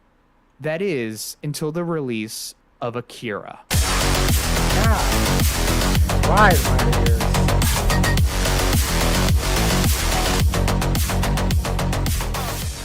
Akira is heralded as one of the most influential pieces of Japanese media ever created, and is often cited as the turning point for anime as a global industry. If you had grown up watching anime like Speed Racer or Astro Boy, going from that to Akira was like going from playing with a harmless puppy to wrestling a full-grown grizzly bear. Akira's dark, cyberpunk world, complex story, and well-developed characters all brought to life through masterful animation showed Western audiences exactly what anime is and could be. The spark had been lit for the rise of anime in the States. All that was left was for people to take advantage of that spark and turn it into a raging fire. And one of those people was Gen Fukunaga. Gen Fukunaga was born on March 22nd, 1962. Although he was born in Japan, he moved to the United States very soon after, and because of this, Fukunaga lived on the threshold of both American and Japanese culture. He lived in Indiana for a large portion of his life, but spent his 8th grade year of school studying in Japan. It's here that Fukunaga was able to immerse himself in the world of manga and anime, an industry that, while stagnating in the West, was thriving in the East. As Fukunaga continued to grow into adulthood, he found himself asking the same question over and over again. Why was an industry that was flourishing in Japan basically non-existent in the States? Being the natural entrepreneur he was, Fukunaga understood when an opportunity presented itself.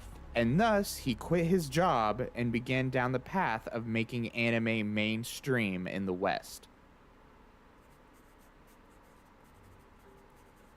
Fukunaga needed two things. Path right there. One, he would need to build a company from scratch in which he could conduct his business through. And two, in order to sell product, he would need to acquire the license for an anime. So with this in mind, Fukunaga aimed for the stars in his search for potential licenses. And this would inevitably lead him to one of the leaders in Japanese anime, Toei Animation.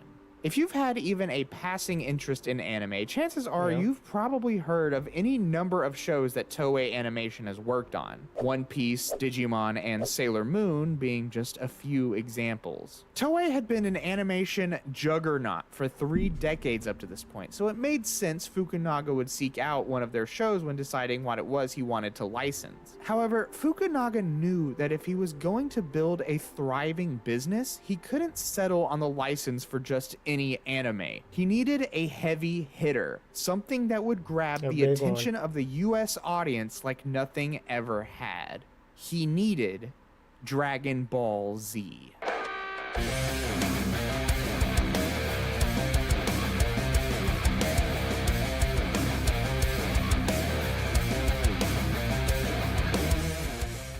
I need to explain what Dragon Ball Z is to any of you. You know what it is. Rather, what you need to understand is that Dragon Ball Z was by far the most popular show Toei Animation had made up to this point, retaining very consistent ratings not only after its premiere, but throughout its entire 7-year run into 1996. It was incredibly popular with the Japanese audience, so of course Fukunaga naturally set his sights on Dragon Ball Z as the first anime he would license for American release, and he was promptly rejected.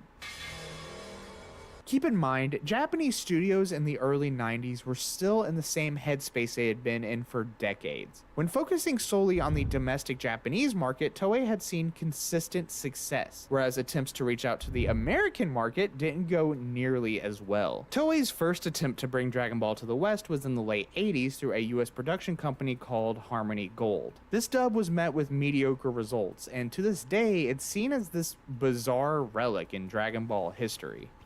I'm not sure what it is yet, but you sure do look kind of different to me. That's because I'm a girl.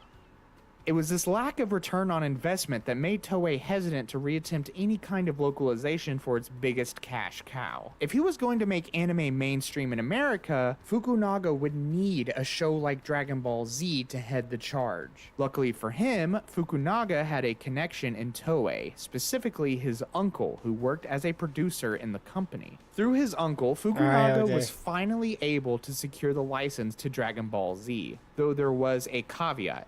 He would not only need to pay around $1 million for the license, but he would also need to build a production company that could produce the English localization of the show. Having made it this far, and seeing how an anime like Dragon Ball Z could appeal to the US market in a big way, Fukunaga decided the potential for success outweighed the risk. And so, after convincing a coworker and his family to invest millions of dollars into his plan, Funimation was born. This is when things got really complicated. Oh.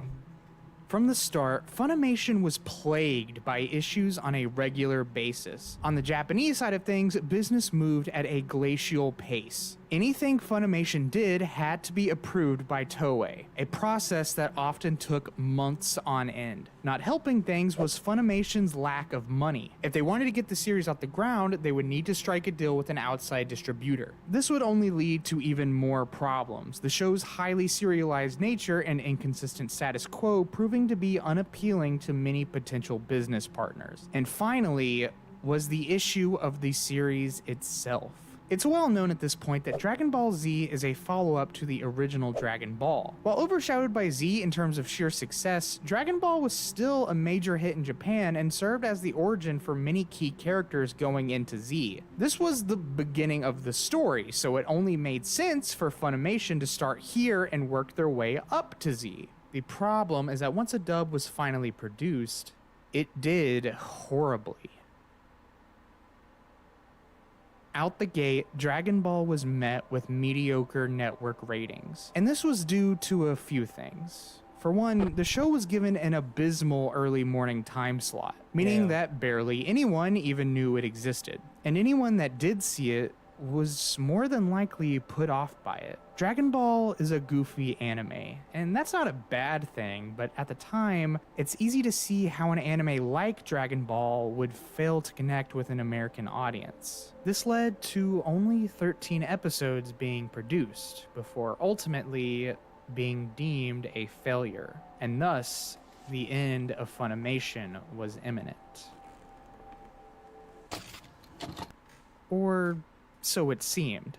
Dragon Ball had failed to garner an audience in America, but what if Funimation just skipped Dragon Ball and went straight into Dragon Ball Z? A strategy like this was risky. It would mean skipping a considerable amount of story and potentially confusing their audience. That being said, Dragon Ball's lack of impact didn't leave Funimation with many options left on the table. And so, they bet it all on Dragon Ball Z.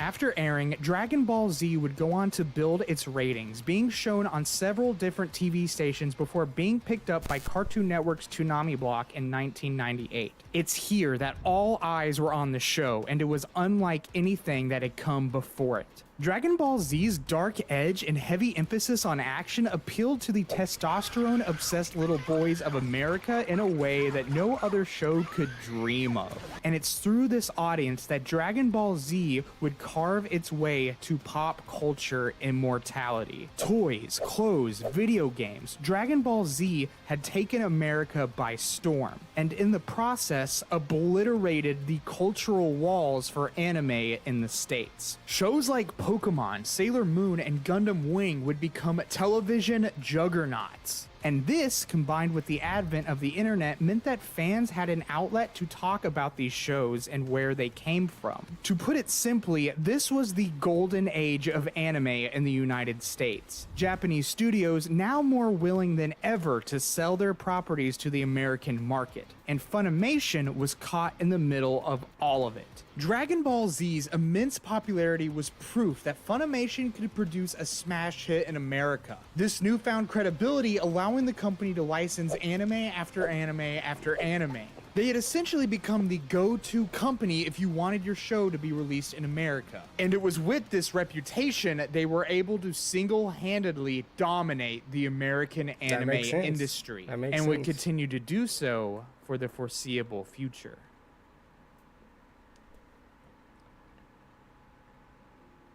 Funimation played a key role in anime's rise to the American mainstream. However, the price of making something mainstream is that everyone will want in on it. There's been several companies like Funimation through the years. 4Kids and Viz Media are two of the best examples, but even then, they still didn't enjoy the same level of control over the industry that Funimation did. A level of control that would go unchallenged for years. That is, until the advent of streaming. In this day and age, streaming is the go-to method for media consumption. It's as natural as breathing at this point. However, by the 2010s, Funimation made most of its income through physical media. They were very much a company that were focused on the sales of their DVDs and Blu-rays. So, when a new streaming service called Crunchyroll began to eat away at their market share, they were caught off guard. Crunchyroll was able to set itself apart by being a streaming service completely dedicated to anime. And what helped them gain an immense amount of traction were the deals they were able to strike with Japanese television broadcasters. These deals would allow Crunchyroll to upload new episodes of popular anime like Naruto Shippuden to their service the day they premiered in Japan. This, combined with Crunchyroll's priority to produce English subs instead of dubs, meant that they were able to work at a much quicker pace for a fraction of the cost. Crunchyroll was making a big splash in the American anime industry, and they weren't the only ones with their eyes on Funimation's crown. By this point, giant companies like Netflix and Amazon had seen the potential increase anime could bring to their revenue streams, and so they would begin to outbid Funimation for anime licenses, going so far as to double the amount Funimation was willing to pay for these licenses. These companies wanted the biggest hits, and Funimation's reputation could no longer guarantee that they wouldn't be able to get them. Funimation was a titan of the industry, but it had found itself in the ring with gods. The writing was on the wall. Funimation needed to be sold.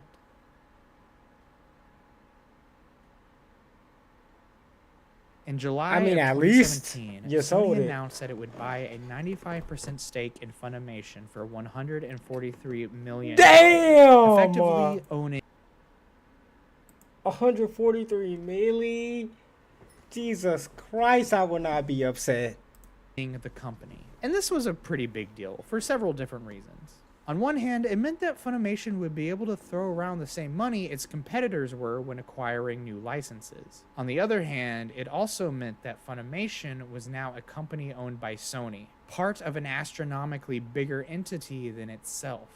And this has been a trend. Corporations buying well-known properties and companies to add to their already massive media empires. I don't think it's hyperbole to say Sony has its eyes on completely consuming the American anime market. And if you need even more proof of this, Sony would go on to buy Crunchyroll, Funimation's main competitor, for over $1 billion, merging the two companies and discarding the Funimation name altogether. At the time of this video, Funimation's streaming service, which has run since 2016, will be the last product that bears the Funimation name. The service scheduled to shut down on April 2nd, 2024. And there's upsides and downsides to this. For one, a lot of Funimation's library is moving to Crunchyroll, which means that all the anime you could ever want will conveniently be in one place. However, with Sony now owning two of the biggest names in Western anime distribution, they can now charge as much as they want. And isn't it interesting how the moment Funimation announces the end of its streaming service, Crunchyroll immediately announces it's increasing its prices from $55 a year to $100 a year? It's kind of funny how that works, isn't it? It's very interesting timing. I wonder if those two correlate. Definitely. Anyway. Ultimately, what this all boils down That's tough. That's tough for you niggas that watch shit legally, allegedly. Because I allegedly watch shit legally too. Funimation isn't technically gone. It lives on with a different name. However, the Funimation we knew, it is gone. The Funimation we knew was a massive pillar for anime in America. The Funimation we know now is anime in America. Alright, that's gonna be it for the video today. Good video, man. Good video. Good video. But that looks like the writing's on the wall for me too on this stream. It was a good one. Anyone that came through, I appreciate you, man. I appreciate you. As always, bro. I will never not appreciate a single person that comes in here and says something to me. You are appreciated. You are appreciated. Thank you for stopping by. Thank you for stopping by. And until next time, bro. Till next time. I will be streaming tomorrow. Maybe not at the same time. I might switch it up tomorrow. But I will be streaming tomorrow.